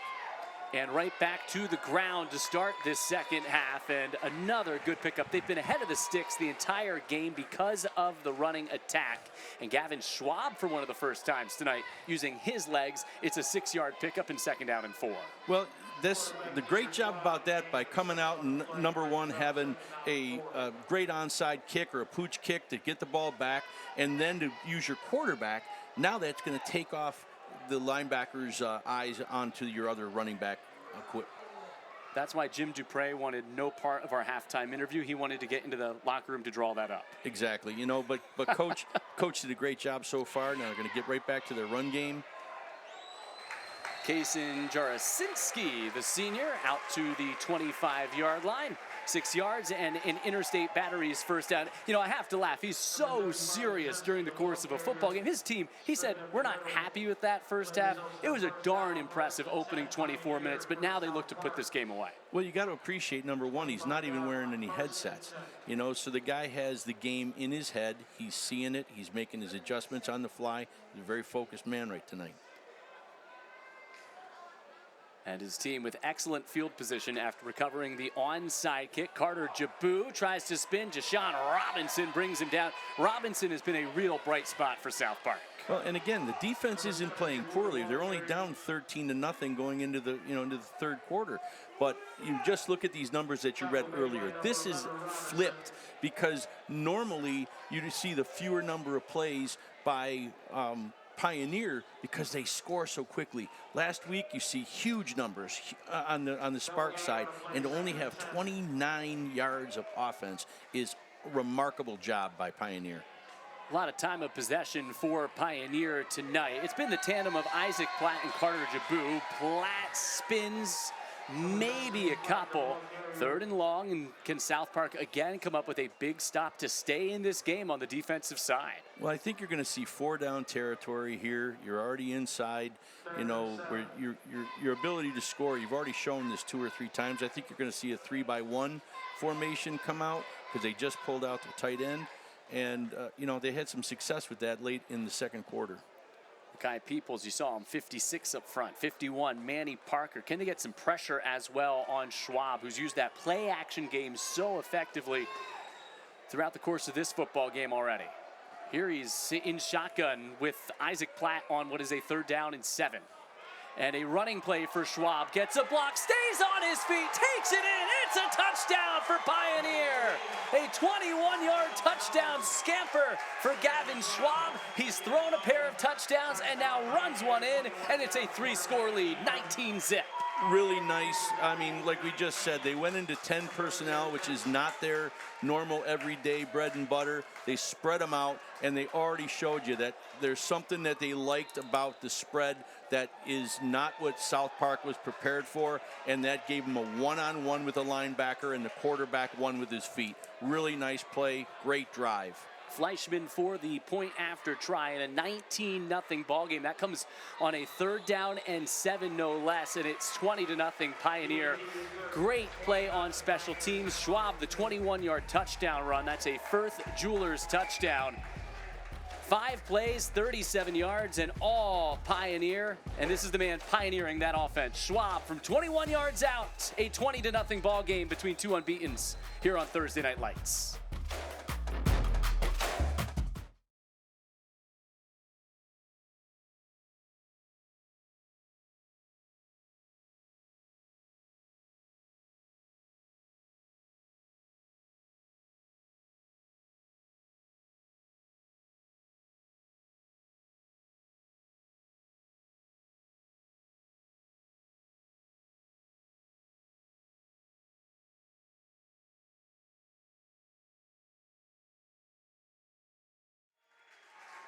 Tonight's closed captioning is exclusively brought to you by Babsha's Pierogi. So Gavin Schwab, we really didn't see him beat the opponent with his legs in the first half, 21 yards, and now a 20-0 ball game. That is a prepared football team to start this third quarter. Well, they're set up is what you see. You're starting to see a progression of play calls, and it's a really masterful job by Coach Dupre, because he only deviated from his game plan once.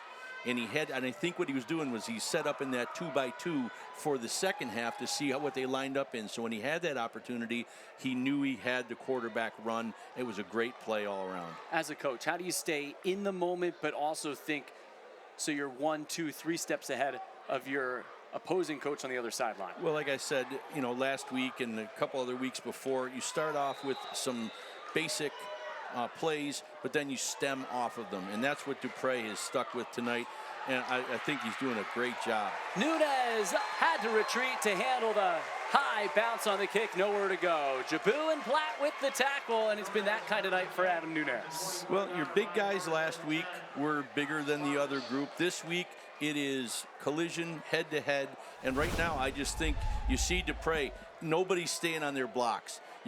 Nunez can't do it by himself. He's got 4 guys on him. You've got to base up and you have to block, and that did not happen on the kickoff return team right there. We spoke about special teams. This is the difference in the game right now. Jazir Parsons may be tasked to throw the football a lot more here in the second half. Now, in the blink of an eye, it was a 13-0 game, manageable to start the second half.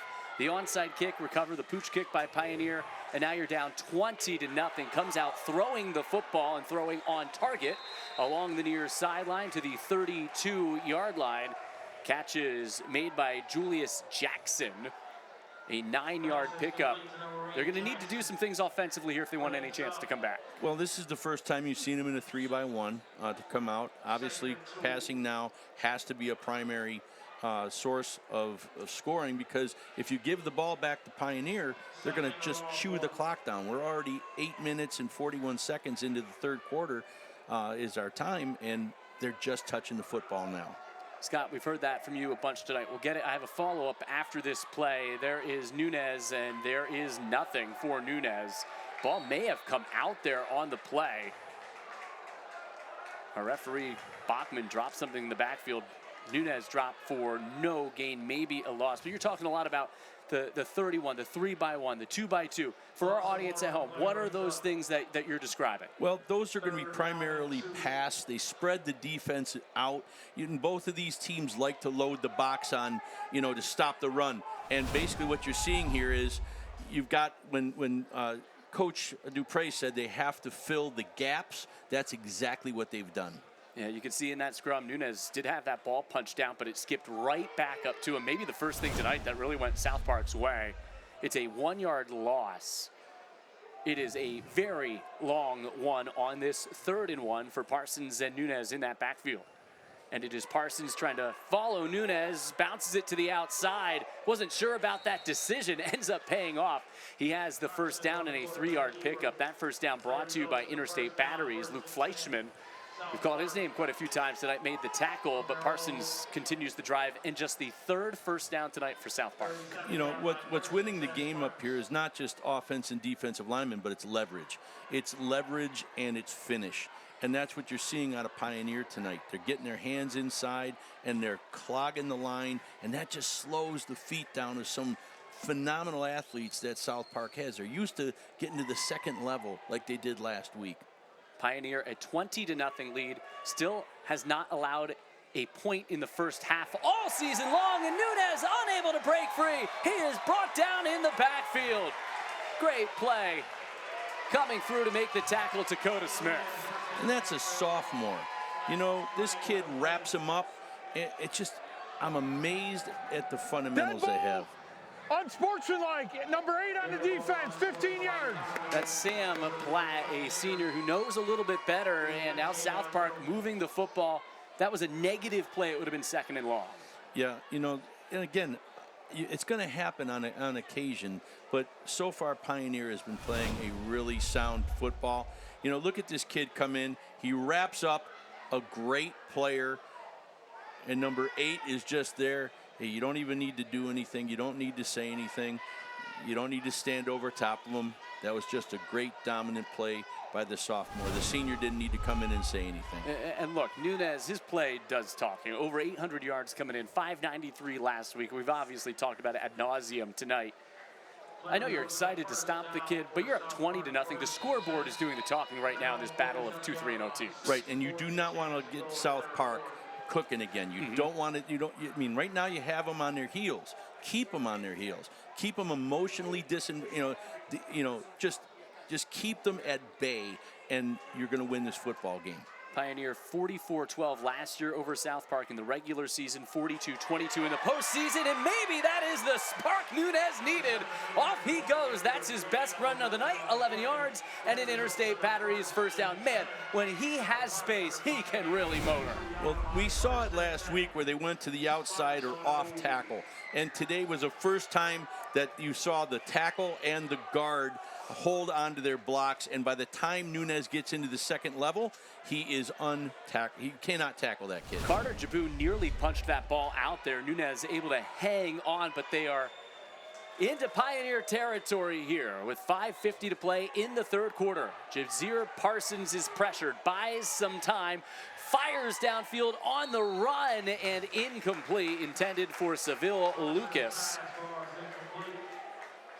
You know, I'd like to see the angle because Parsons also has to know that if he gets out on that perimeter, it's okay to run it. He doesn't have to throw it. He's got 2 guys sitting in the same area. We've seen that 2 times tonight, and he's just got to know to trust himself to pull the ball down and get what you can get. Do you think Nunez is lobbying for another touch right there after his best run of the night? Richardson had the pressure, by the way. You know, you got a high-low. You know, this ball is just, hey, he's got guys open. He's just not putting it on point. He's a young quarterback as far as throwing the ball. Hasn't had to do that this much this season. The Parsons 19 of 32, right? Limited throwing attempts coming into this game. They've been dominant. Noah Willoughby, it was a pass-heavy offense last year. He's off to Lock Haven playing collegiately. Adam Nunez cuts it back on his feet. There he goes. It is Nunez. Nunez explodes. He is in. It's a touchdown. 42 yards, and Adam Nunez finally makes his mark on this game.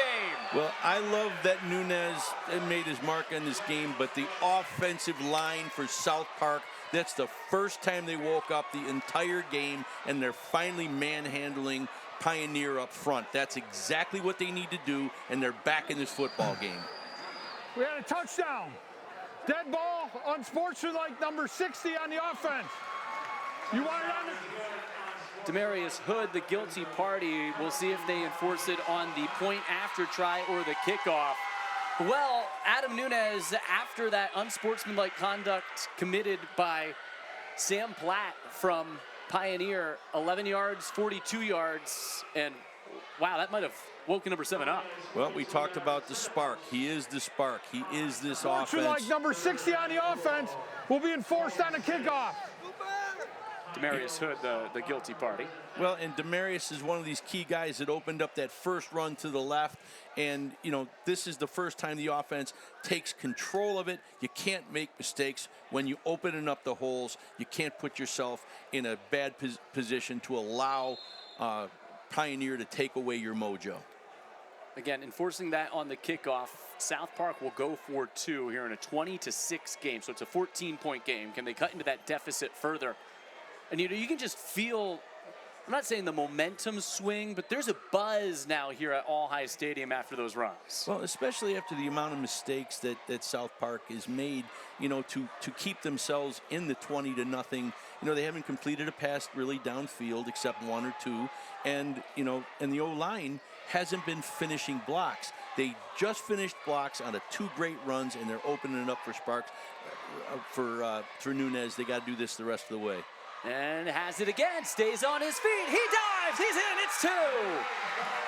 Don't go away just yet. It's a 20-8 ball game, and South Park has some life. 5:34 to go, third quarter. Adam Nunez, 42 yards out, shows off the Jets once again. His 13th touchdown of the year. There's that 4.5 speed as he outraces the defense.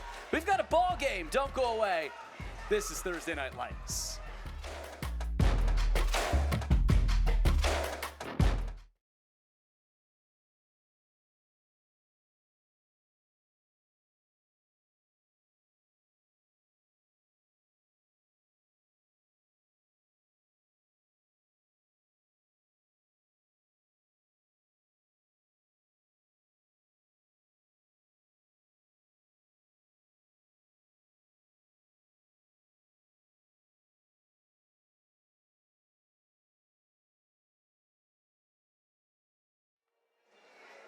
Tim Delaney, South Park head coach, sees his team go 6 plays, 76 yards. Adam Nunez, a 42-yard touchdown run. Almost all of Nunez's yards tonight on that last drive. And this is a team now that has a little momentum.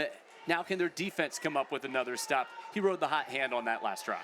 Well, I think, what Coach Delaney said he had to do and what he said to his offensive line and his offense and his entire team at halftime was to come out and play more physical. The offensive line for South Park did not have a very physical first half. They came out and dominated the front in that last drive. Great job, tremendous adjustment. If they do that the rest of the game, they've got a chance to tie this up and potentially win it. Well, remember there was an unsportsmanlike conduct penalty on the touchdown run after the run by Demarius Hood. So they'll have to kick off from their own 25-yard line here. Pioneers should get some solid field position. Gorgeous night for high school football. Historic all-high stadium. And South Park and Pioneer, the 2 unbeaten teams in Section 6B2. Trying to make a game of it here. Onside kick to start the half, recovered by Pioneer, flips the game. That kick stays in bounds. Carter Jabu has a long way to go, and he's not going to get there because there are 6 or 7 Sparks, it feels like, down there in coverage. Great kickoff by Porter, and then covers the kick himself and goes down and makes the tackle. Now, this is the way South Park plays, okay? Now they've got to take them to 3 and out, get the ball back, and have their own great drive to finish out the quarter. But they've got to get this team 3 and out because they have the ability with roughly 70 yards to go, they have the ability to eat up the clock. They've got to stop the run somehow, whether it's pinching their defensive linemen, whether it's bringing the corner blitzes or the edge blitzes that they did in the second quarter. They've got some things they got to do now, and they've got to stop the run. You saw Jashawn Robinson, Adam Nunez on your screen right there. When this defense has been good tonight, they've been a big reason why. And Porter comes up from the secondary. You talk about those guys from the secondary, Seville Lucas, number 6 there as well.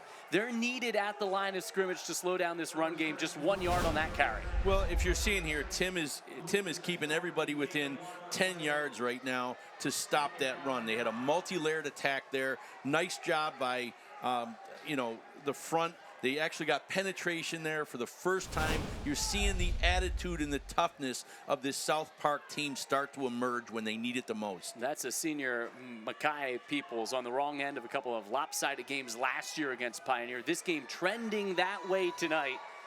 But for the first time, Gavin Schwab and his offense facing a little adversity. The inside handoff going back the other way on the reverse to Isaac Platt. Platt plunges for 3. It'll be 3rd and a long 5 coming up here for the Pioneer offense. Well, you're starting to see these formations that you have here are actually playing into the hands of a swarming Spark defense. And you got to spread them out a little bit and get right back into what you were doing, Coach, before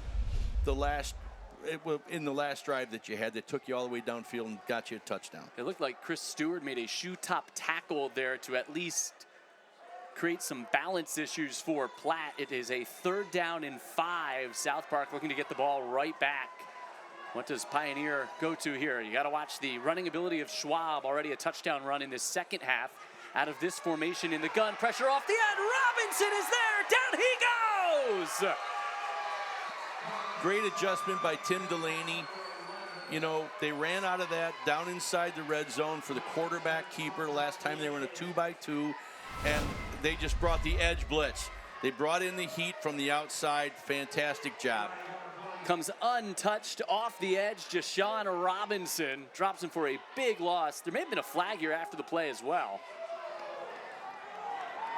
Number 1.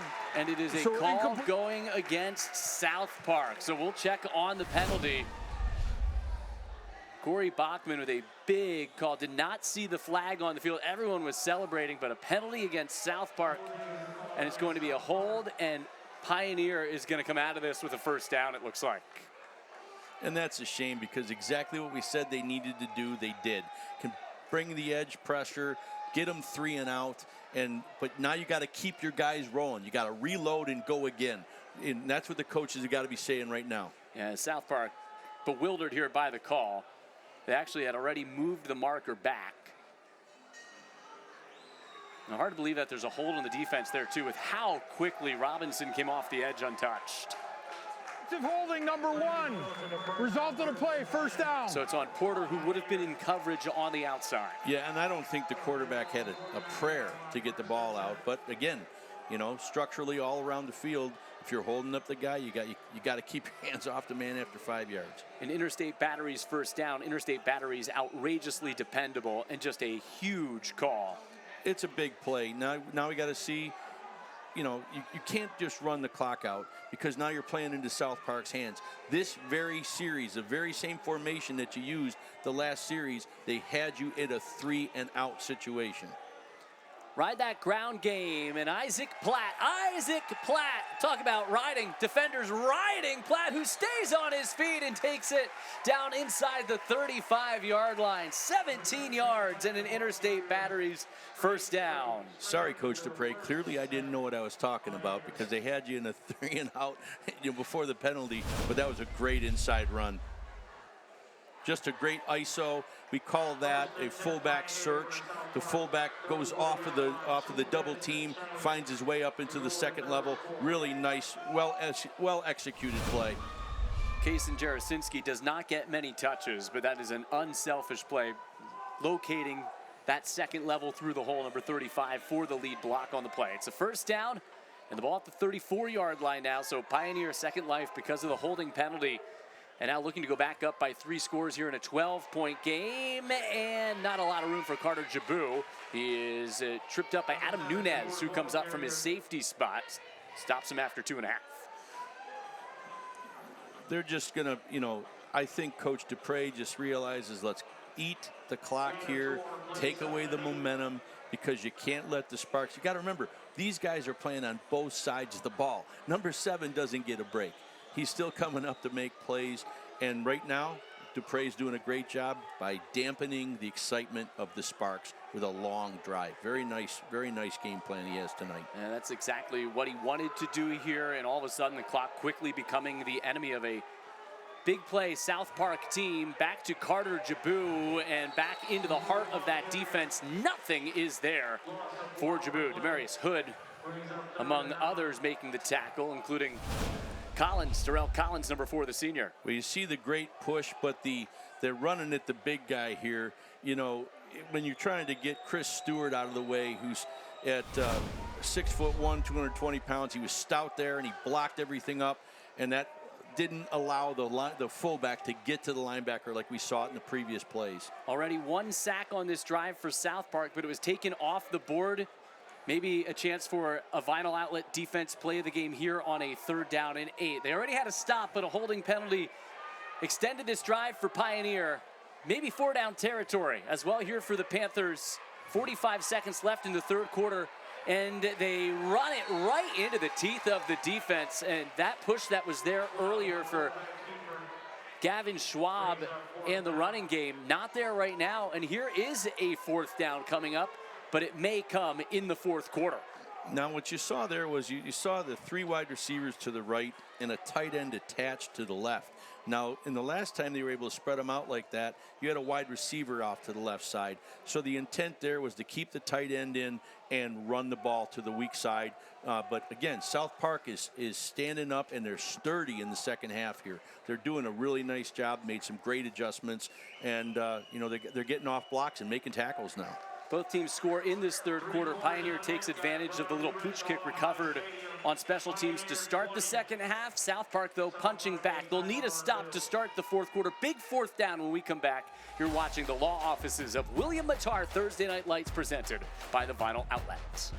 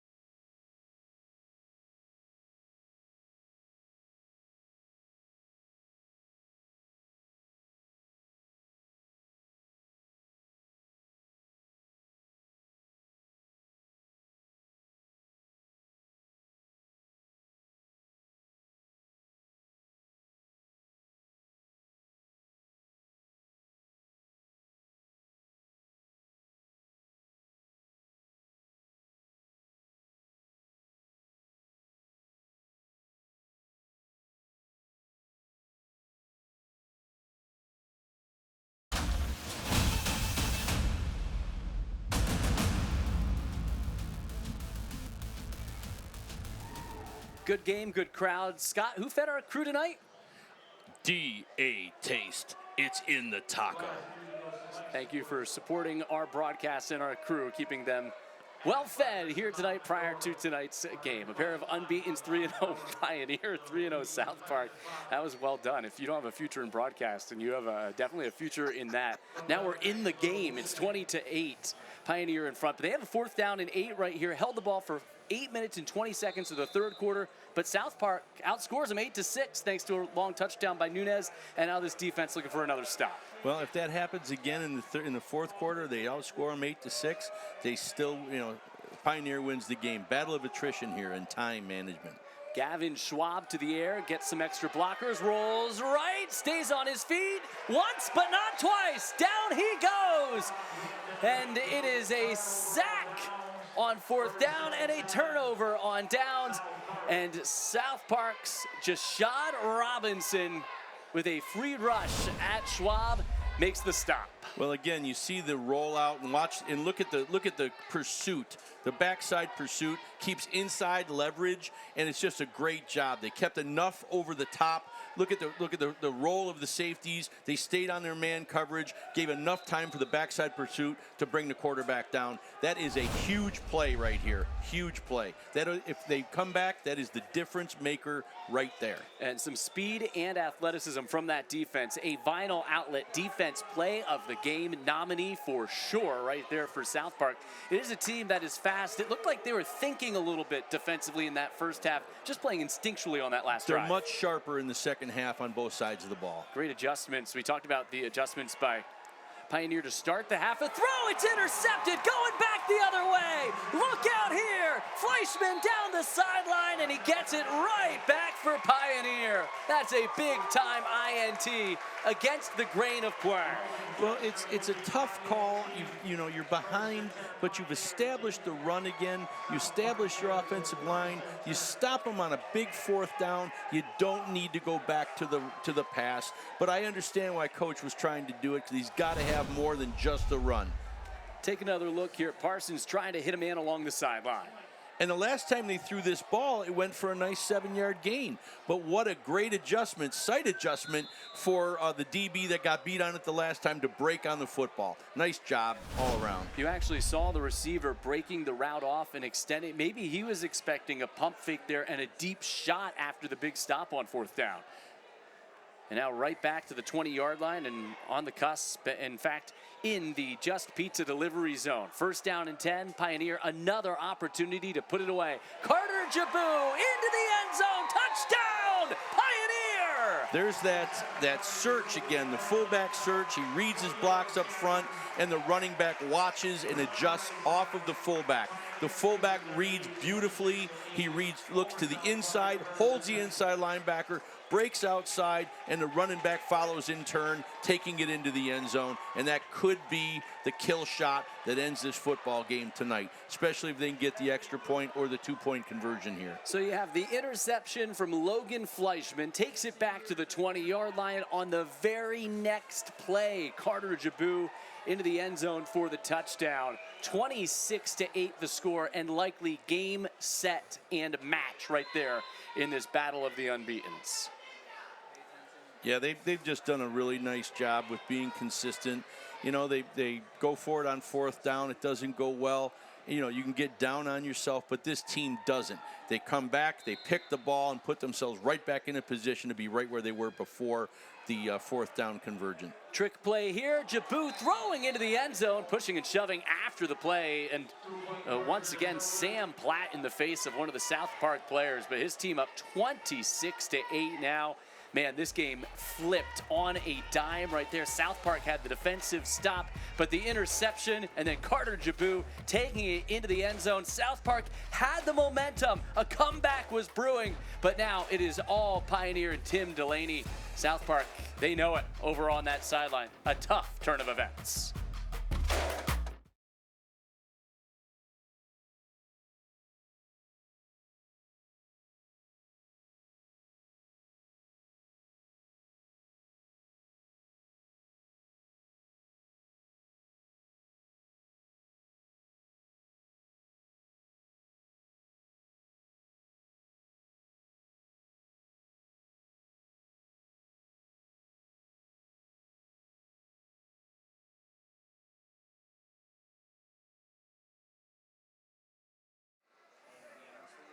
Tonight's closed captioning is exclusively brought to you by Babsha's Pierogi. A 26-8 lead now for Pioneer. South Park started to mount a comeback, but just how quickly things can change. Mistakes and turnovers. You simply can't have it in a battle of unbeaten teams.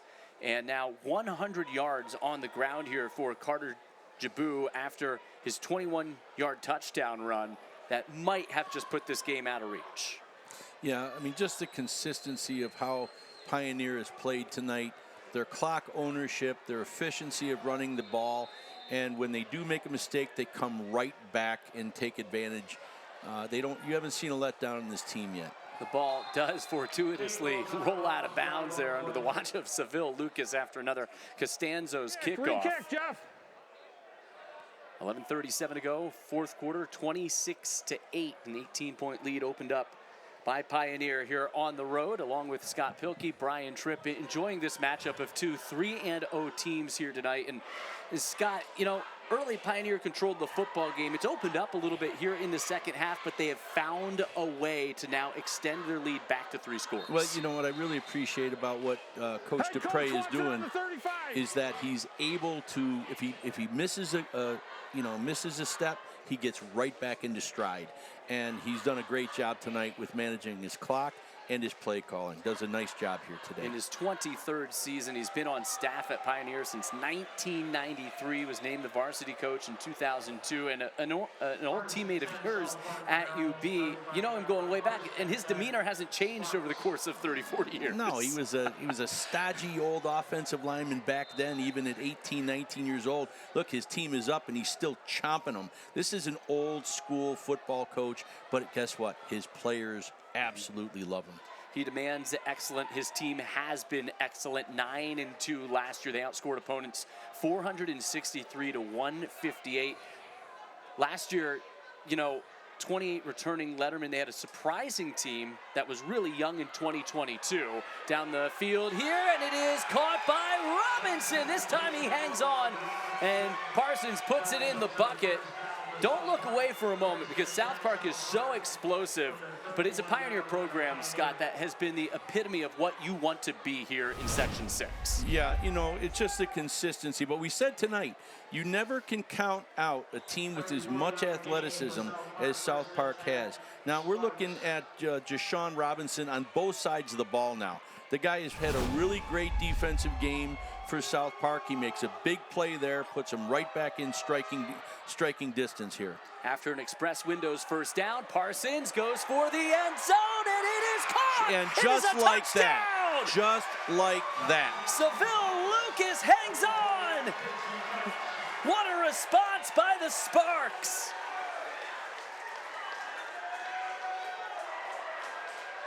You know, now, and look, there's no penalty after it. Get the 2 point. You're back to a 10-point game.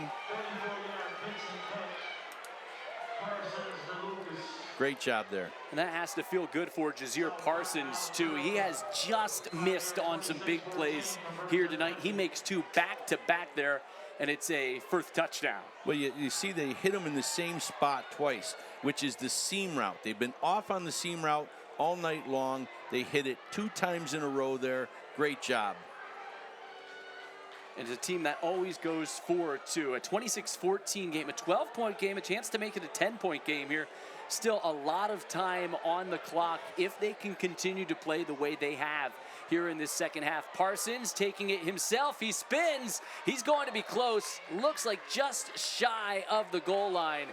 And he is short. It is no good, but still a 12-point lead, and it happened fast the way that South Park needed it to stay alive. Well, and I think it's also important for South Park over the course of the season to start showing people that they can do more than run, throw out the flares and just get it to Parsons because, you know, or just get it to Nunez, because Parsons has to be a throwing quarterback going forward because everybody's going to load the box on him, but he just showed you that they can beat you if they can get their timing down. Pretty quick there, 2 plays and 41 seconds to go, 65 yards. He's perfect on this drive. Well, that's, you know, just the thing. The quarterback had time to set his feet.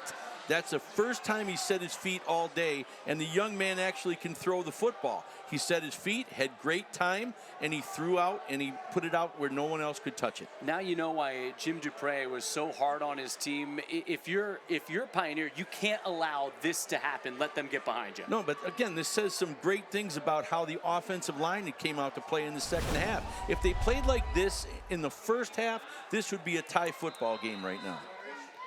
Great response by South Park. Will it be too little, too late? They score in 41 seconds. Try the onside kick, but it doesn't go anywhere near 10 yards. It goes out of bounds, and Pioneer will have great field position here on this possession. Are you okay with that decision to try it there? No, I'm not, because your defense is starting to play, and, you know, this is not something you do every single day. So the last time you got them almost 3 and out, you had a tremendous kickoff that took them down to the 27-yard line. You should trust that which is working. You don't need the gimmick plays right now because now it gives, again, you don't want to give the momentum back. Kicking team, first down. You don't want to give the momentum back. They stopped them 3 and out through a pick. Now you scored a touchdown. Now you put an onside kick with a penalty. Now you're just giving them back field position, and you did not need to do that right now. I'm sure the thought for Tim Delaney, though, is when Pioneer's been able to sustain drives tonight, you know, how much time they've chewed up on the clock. You're wondering how many chances you'll get the rest of the way. But it comes back to bite South Park in that instance, along with the coach, Scott Pilkey, Brian Tripp. And Pioneer again looks to put this away. Isaac Platt rumbles to his left. Give him 3, stays inbounds, clock will run. Lucas makes the tackle after scoring the touchdown. See, now, if I'm Coach Dupre, and I'm down here, even though I'm inside the 40-yard line. If they stop me for the next 2, I'm going to pooch punt this ball and bury him. I'm not going to give that ability to go 60 yards to come down. Give them 80, give them 90 to come back.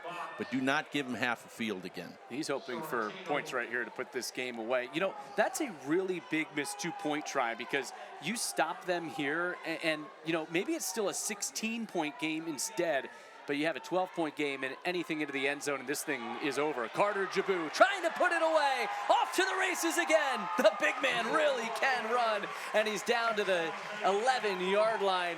And he celebrates an Express Windows first down.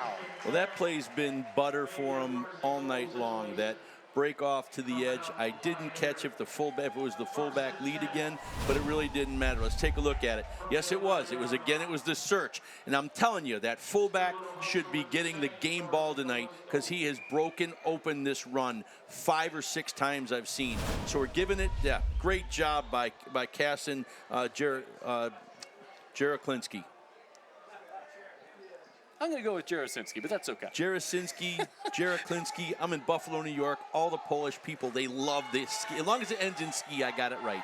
And we got the pierogi thing and everything else. We're doing okay here. Still room for a first down inside the 1-yard line, going back to Jabu. And Jabu, Demarius Hood is there, still on his feet. Flags fly. Oh, he's going to take it in. Jabu into the end zone. It's a touchdown. A spectacular run. There is a flag on the play. No official signal. I think this one is coming back. But wow, what an effort in a 26-14 game here in the fourth quarter. Oh, and you can see Pioneer, they realize it now. A touchdown for Jabu. Is it an offensive penalty or is it a face mask on that defense? It was Jabu against the entire defense, and he found the end zone. The runner. 56 on the offense. Pushing the runner, aiding the runner, a call we saw a couple of times in week number 1. It is going against Pioneers, so what would have been a highlight reel run? Maybe he didn't do it all himself. Well, it's you know, you get confused sometimes because you don't know. You get the tush push that everybody's doing, and you know, you see a lot of different things where you do get to push your guys. All right, well, the runner. Offense. So points off the board, play erased because of the penalty. Puts them behind the chains. And look, they're not in the end zone yet. They're close. They're not in the end zone yet. There's still a chance here for South Park, and this could be a big penalty. Yeah, you know, you see the great stop there, and then it's just picking them up. I mean, I don't know. I mean, that to me is just keeping your feet going. You know, it's just, I don't know. By the letter of the law, a penalty, a strike, Schwab, and it is dropped. It may have been an easy walk-in touchdown for Sawicki, but he couldn't hold on. There's another flag down, this time at the line of scrimmage. Like, I get the letter of the law, but sometimes... Yeah, that was just I thought it was just a great effort on my part, to be honest with you. Ineligible player downfield, offense, 52. Still first down. So Pioneer had 1st and 10 at the 11. And now with a 12-point lead, again, clock the enemy is South Park here. But South Park has a little life on what is now a 1st down and 20 for Pioneer. Well, what the problem is with this is that in the first 3 quarters, you didn't see any flags against Pioneer. And in the last, 5 minutes, I don't know the full number they've had, but it's been 3 or 4 penalties in this past quarter. Go back to Jabu on the ground, plants his feet, and then is planted himself on the play.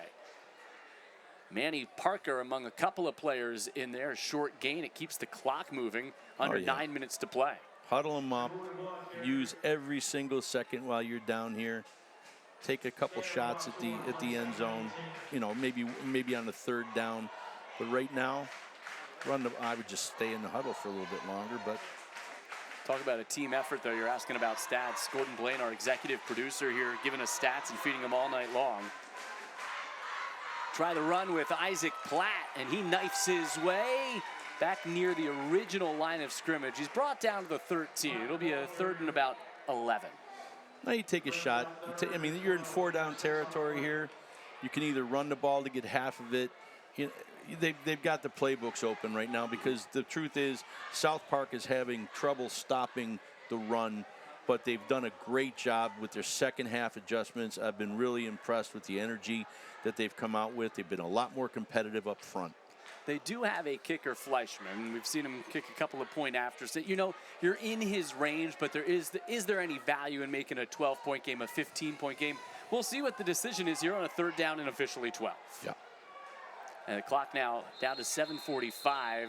Movement up front. And Pioneer, timeout. Pioneers took timeout, or Pioneer takes a timeout here, and the Panthers will talk it over with 7:43 to go in the 4th quarter before a 3rd down and 12 for Jim Dupre and his team. And that's a smart timeout, because if you're really going to make this it is 4-down football. But if you're going to make it where you can do anything you want to on 4th down, whether it's pass or run, you have to get at least half of it here. You know, that way you don't have the ability to stack it and stop you on 4th down, get some momentum back, and then move it down, and then try another onside kick by South Park. But, you know, this has been a great game. This is tremendous competition going on here tonight. The two teams 3-0 coming in. They're going to be playing for trophies down the stretch. Playing for a trophy tonight as well. The Law Office of William Mattar Thursday Night Lights trophies are designed by Niagara Awards. That is coming up post-game on the field with Scott here at All High Stadium, one of the great venues in Western New York. Brian Tripp, Scott Pilkey, Gordon Blaine, our executive producer, Eric Carpy guiding the show back in the truck. So glad to have you with us here on Thursday Night Lights. 26-14 to 3rd and 12 coming up for the Panthers. I'm interested to see, you see us seeing the one-on-one on the outside, and what do? They just run the football. Great Flags job. fly. Another flag Flag down brought in the red down zone. at the 6, so it would be a 4th and 4 if it stands. But it's in the direction of holding, probably coming back. Remember on the last drive for South Park. Holding, number 7 on the offense. You look at the clock, but South Park needed just 41 seconds, 2 plays, 65 yards, a couple of long passes by Jazeer Parsons. Continuing to accept the penalties does accumulate plays in time here, but most of all, South Park needs to stop to have any chance. You need to keep them out of the end zone if you've got a chance. Offense, number 7, still 3rd down. A drive that's been inside and outside the Just Pizza delivery zone. 10-yard penalty from the spot of the foul, and 3rd and about the drive to Niagara Falls coming up. I think this is where you have to bring that edge blitz that's been working for them here. Keep the DNs or outside backers, coming on the inside, because now you're seeing this nice run again. Boy. Isaac Platt still on his feet, and this time aided from behind. It does not draw a flag, and right back down to about the 7-8 yard line. And it looked like they caught the defense off guard there, expecting a pass on a 3rd and long. What I love is that the offensive lineman puts his hands off him. Like, I didn't do it. Well, why are you raising your hands then? Again, every call is subjective, but that one particularly subjective. We've seen over the first 4 weeks of the season. Clock is under 7 here, 26-14. Looks like, are they going to try a kick, or are they going to keep the offense on the field here? It is a 4th and 7. You still can pick up a 1st down inside the 2. They're going to go for it. Schwab in this offense looking to put this game away. Schwab just floats it to the back of the end zone. Going up, making the catch. No, out of bounds, incomplete. It looked like Sam Platt hauled that in, but the ruling is incomplete along the end line, and South Park by inches comes up with a stop. We do have another flag, it appears. Well, I know Platt's been his favorite target in that back right corner, but he had a back that released that was wide open if he just looked to his right a little bit. It was Sam's brother Isaac, number 13.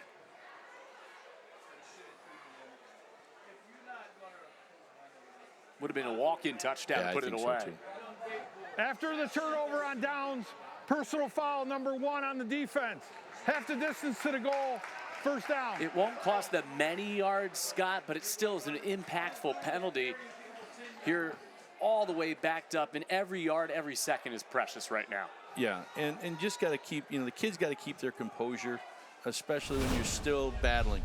If you look over if you're looking over to the right, I think is like you said, his brother is sitting there going, yeah, I was kind of open too, front of the end zone, back of the end zone. But out of bounds. Yeah, just a great all-around player. No doubt, already a couple of touchdown catches tonight from Gavin Schwab, who's also picked up a rushing touchdown. They're saying right there, looked like that would be the penalty. Well, Adam Nunez, is he going to get a chance here to take it 90 plus? Instead, it's going to be Jazir Parsons, who floats it to Nunez, and he is dropped in the end zone. The ball is free. Is it recovered, incomplete, or do we have a touchdown here on a fumble recovery for Sam Platt? And it's incomplete. You know, was that a forward pass as well? There's so many things at play here on this play to start the drive. Well, it's a cardinal rule if you're a quarterback. If you're inside the 10-yard line, you never throw a ball out into the flat. It's just something that's not. Oh, I think the ball was actually tapped. And that was Sam Platt, 6'8", going up. Huge hit delivered by Carter Jabu. Did they get the call right? It was a forward pass, and I don't think he had time to make that. You know, it does come out. Looks like they got the call right. Yeah, I think you're right. There is Jabu. And now pressure comes. Parsons fires high and incomplete. And just like that, third and long coming up for South Park.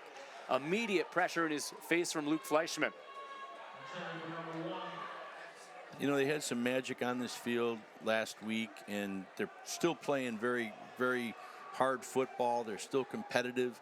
But I just think the clock management, Force is a very high-tempo team and high-impact team like South Park to play in a way that they're not accustomed to, especially relying on the pass right now. See what Tim Delaney dials up here. It is Adam Nunez to that left side. He gets a hole and accelerates out across the 15-yard line.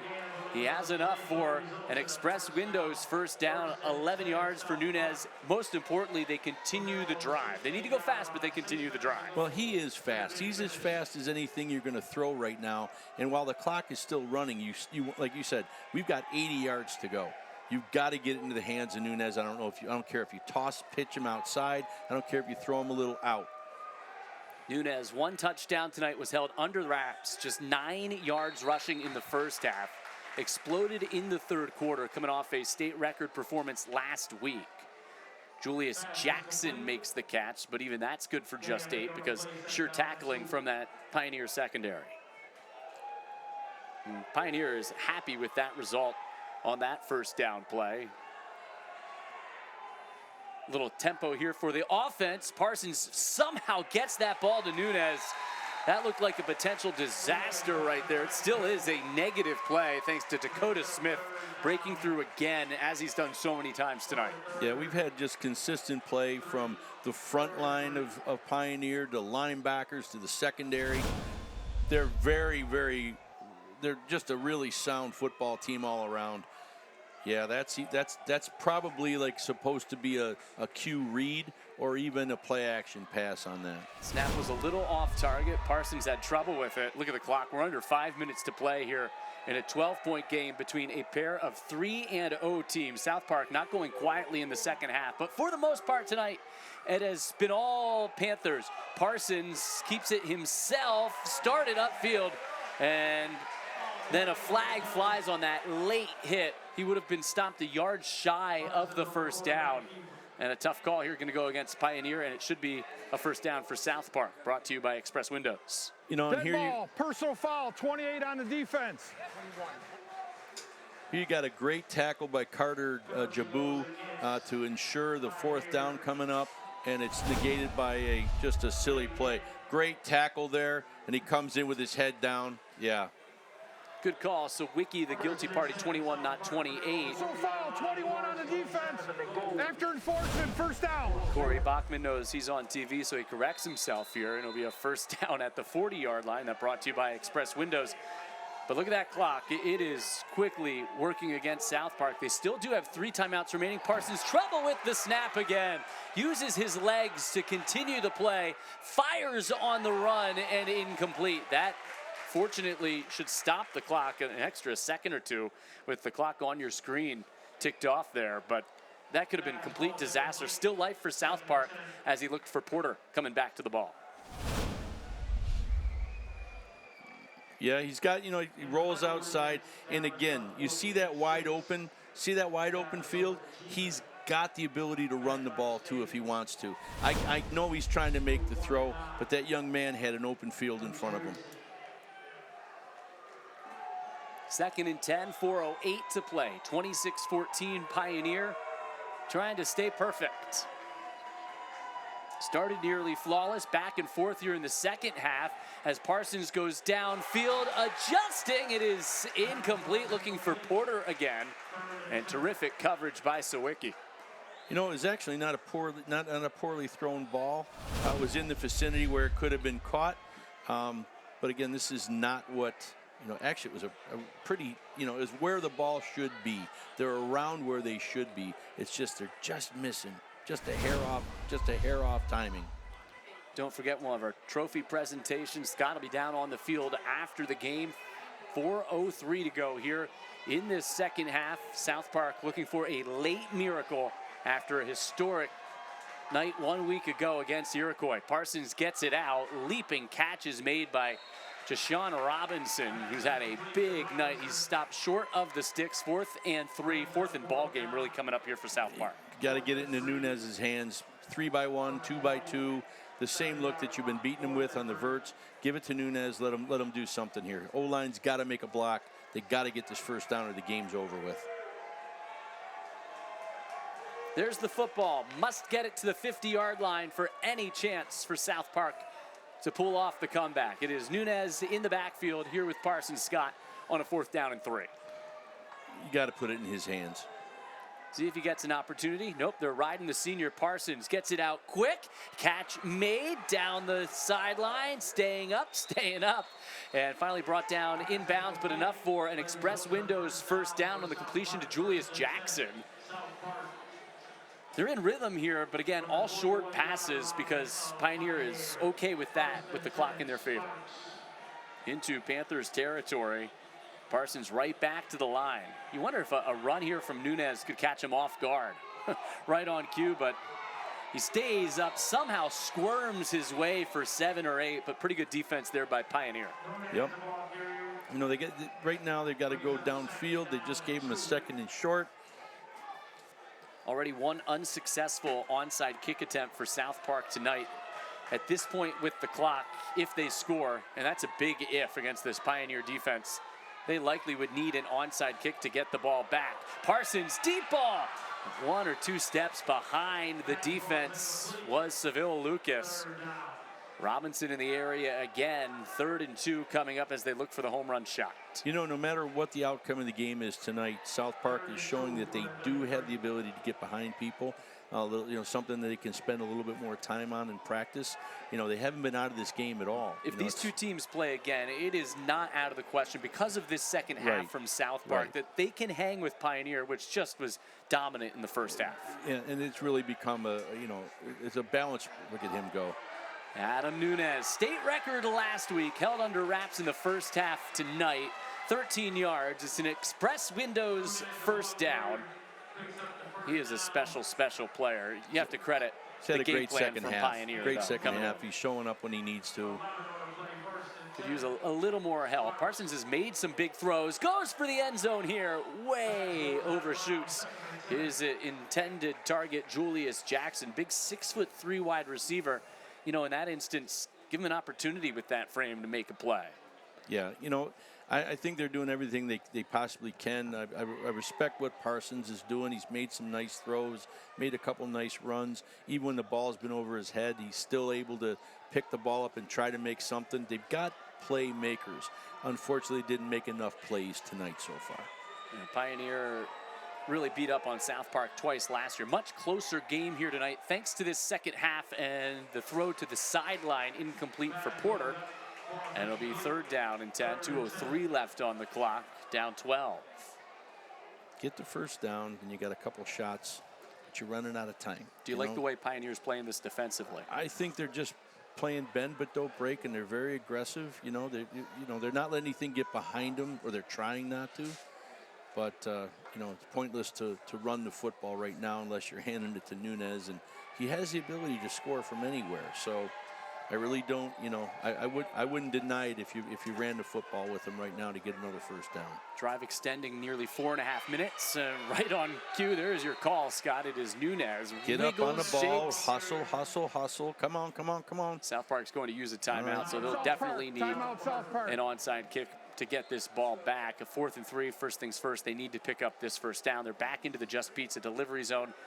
And Scott, you know, a lot of really good things from South Park here late, but Pioneer, a team last year that went 9-2, 6-1 in Class B1 here in Section 6. This is a really, you said last week South Park could be a state championship type team. Yeah. Pioneer, it is a team effort too. It's Schwab, the quarterback, Isaac Platt in the running game, Carter Jabu over the century mark in the running game, Sam Platt and his ability to make plays. And that's just the offensive side, and that's not talking about the line. This is a team. This is a real team here Pioneer has. Well, and I think the real extension of the team, I think, is the extension of the head coach and the coaching staff and the community. These are hard-nosed kids that are, you know, they're. I've seen coach in the classroom. You know, when I go out there to recruit for Erie Community College, and you know, we were fortunate to have a couple of his players from last year playing for us now, and they're just great kids. They're prepared for all levels of competition. And you can say, look, Dupre is a competitive, hard-nosed, charging guy, and they respond to him.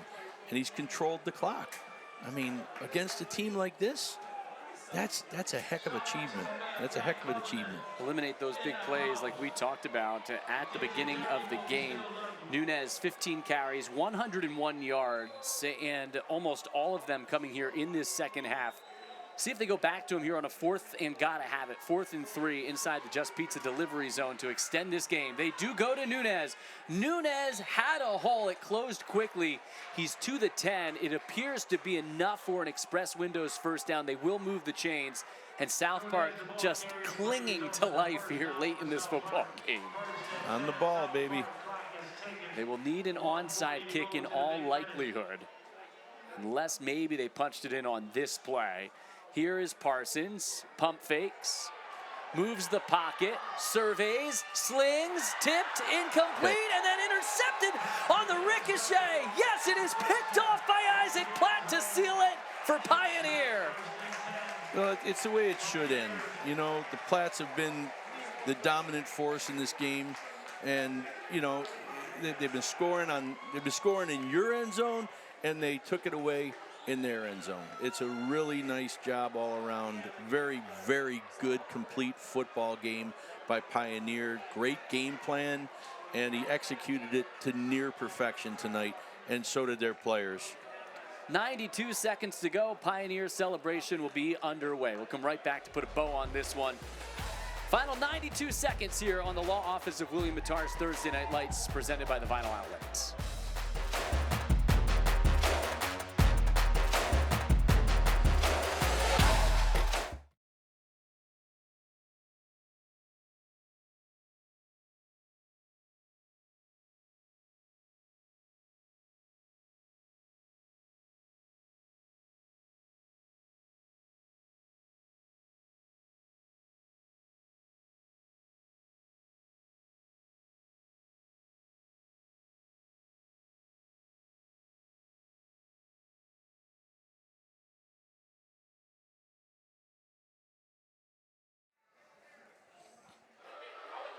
You buy the Vinyl Outlet. The Vinyl Outlet. Let us transform your home. Down 12, South Park trying to punch it in and keep this game alive. Here's our Vinyl Outlet defensive play of the game. Robinson had a shot at it. Great diving interception back to the end zone. Isaac Platt. And that's our Vinyl Outlet play of the game. Well, you know, nothing says like the ball is bounced very well for Pioneer tonight, and that just epitomizes how the game went all day long. It's going to be perfection for the Panthers. They'll improve to 4-0. South Park will suffer its first defeat of the season. Have a feeling we'll see these two teams play again. Scott's going to head down to the field here in just a couple of moments. Hand out our trophy coming up after the game. Again, our trophy designed by Niagara Awards. You know, really a team effort for Pioneer and head coach Jim Dupre. See if you can get him to smile after the game. I don't think that's going to happen, but I'll take your Christmas wish list with me. Penalty flag flies here. False start. Offense. And it hasn't been a clean second half. It's still been a good second half, but not a clean second half for his team. And I think that's what he'll be looking at building upon going into next week.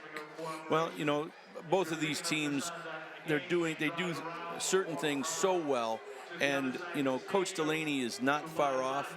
Again, the pass game needs to be able to be a little bit more reliable than it has been, but you know, there's a lot of fight in both of these teams. They did a great job tonight. It was great competition. Because if you're South Park, you know, anyone across the state now knows exactly what Adam Nunez can do. He's a marked man the rest of the way.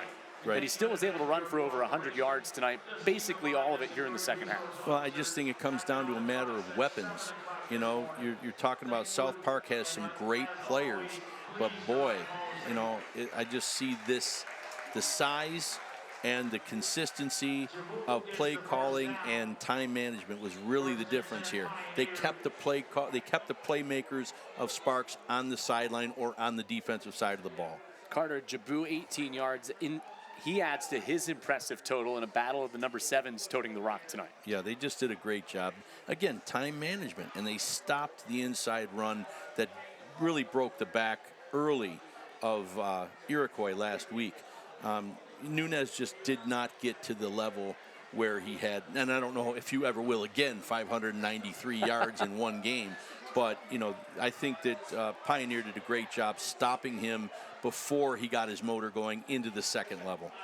One touchdown run tonight of 42 yards, over the 100-yard mark for Adam Nunez, but a great team win for Pioneer. Pioneer on the road improves to 4-0 on the year, barring something completely unexpected. South Park will not use any timeouts here. Pioneer gets that pesky Iroquois team next week. They're 2-1. Obviously have one of the best quarterbacks in the area, Justice Kleitz. That'll be a great matchup between Justice Kleitz and Gavin Schwab, who threw for a pair of touchdowns tonight, ran one in himself as his team's gonna kneel this one out. The best formation in football, the victory formation. Pioneer 26, South Park 14 will be our final score, and Pioneer improves to 4-0 on the season. This heavyweight tilt certainly lived up to the billing here tonight. A lot of hype leading into this matchup, and Pioneer takes it 26-14, the final score here in our 4th week of action on the William Matars Thursday Night Lights presented by the Vinyl Outlet, and that is a group that deserves to celebrate, and they'll be kings in the hallway tomorrow as they remain unbeaten on the season. An impressive win for Jim Dupre and his team. We'll hear from that team. We'll watch them celebrate the 12-point victory when we come back.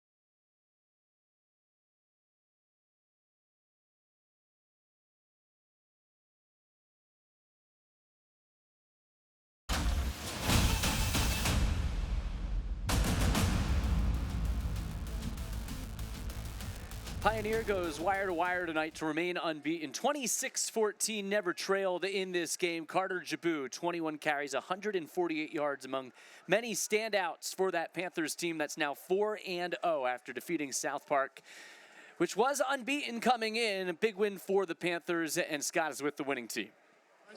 Well, he wasn't all smiles at halftime, but he's all smiles now, telling his team how much he appreciates them and how they got here together. Coach Dupre, here is the William Mattar Thursday Night Lights Championship Trophy.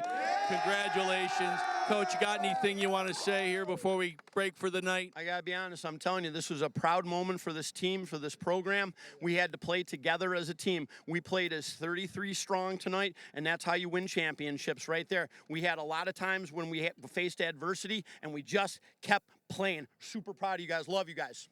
It can't end any better than that. Put it up to you guys. Have a great night. Thank you for joining us at Thursday Night Lights.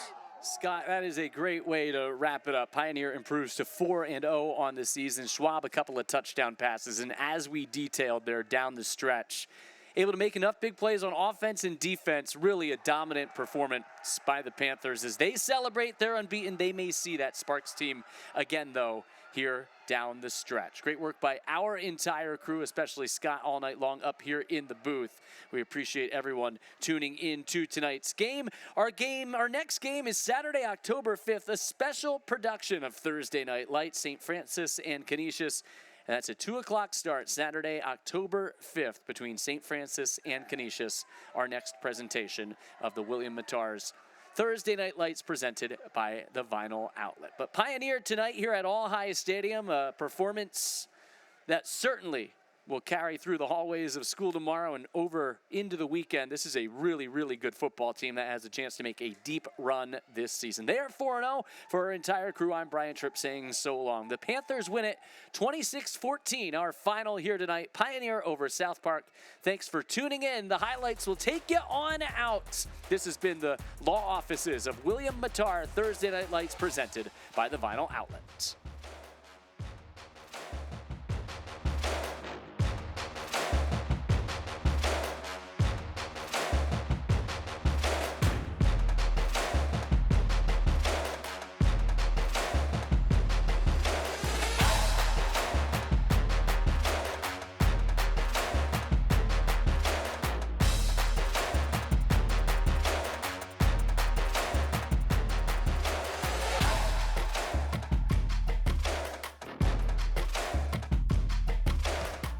Would like to take a moment to thank the wonderful sponsor partners, the law offices of William Mattar and the Vinyl Outlet, who through their contributions to this program make these games possible for you viewers at home. We would also like to thank our other great sponsor supporters for their contributions to our Thursday Night Lights telecast: Aesthetic Associates, the University of Buffalo, Interstate Battery, Express Windows, Babcha Pierogi, Costanzo's Bakery, Willoughby Insurance, Firth Jewelers, Team Market Plumbing, Just Pizza, and CSL Plasma. And we would especially like to thank tonight's participating high schools and their administrators for their continued support.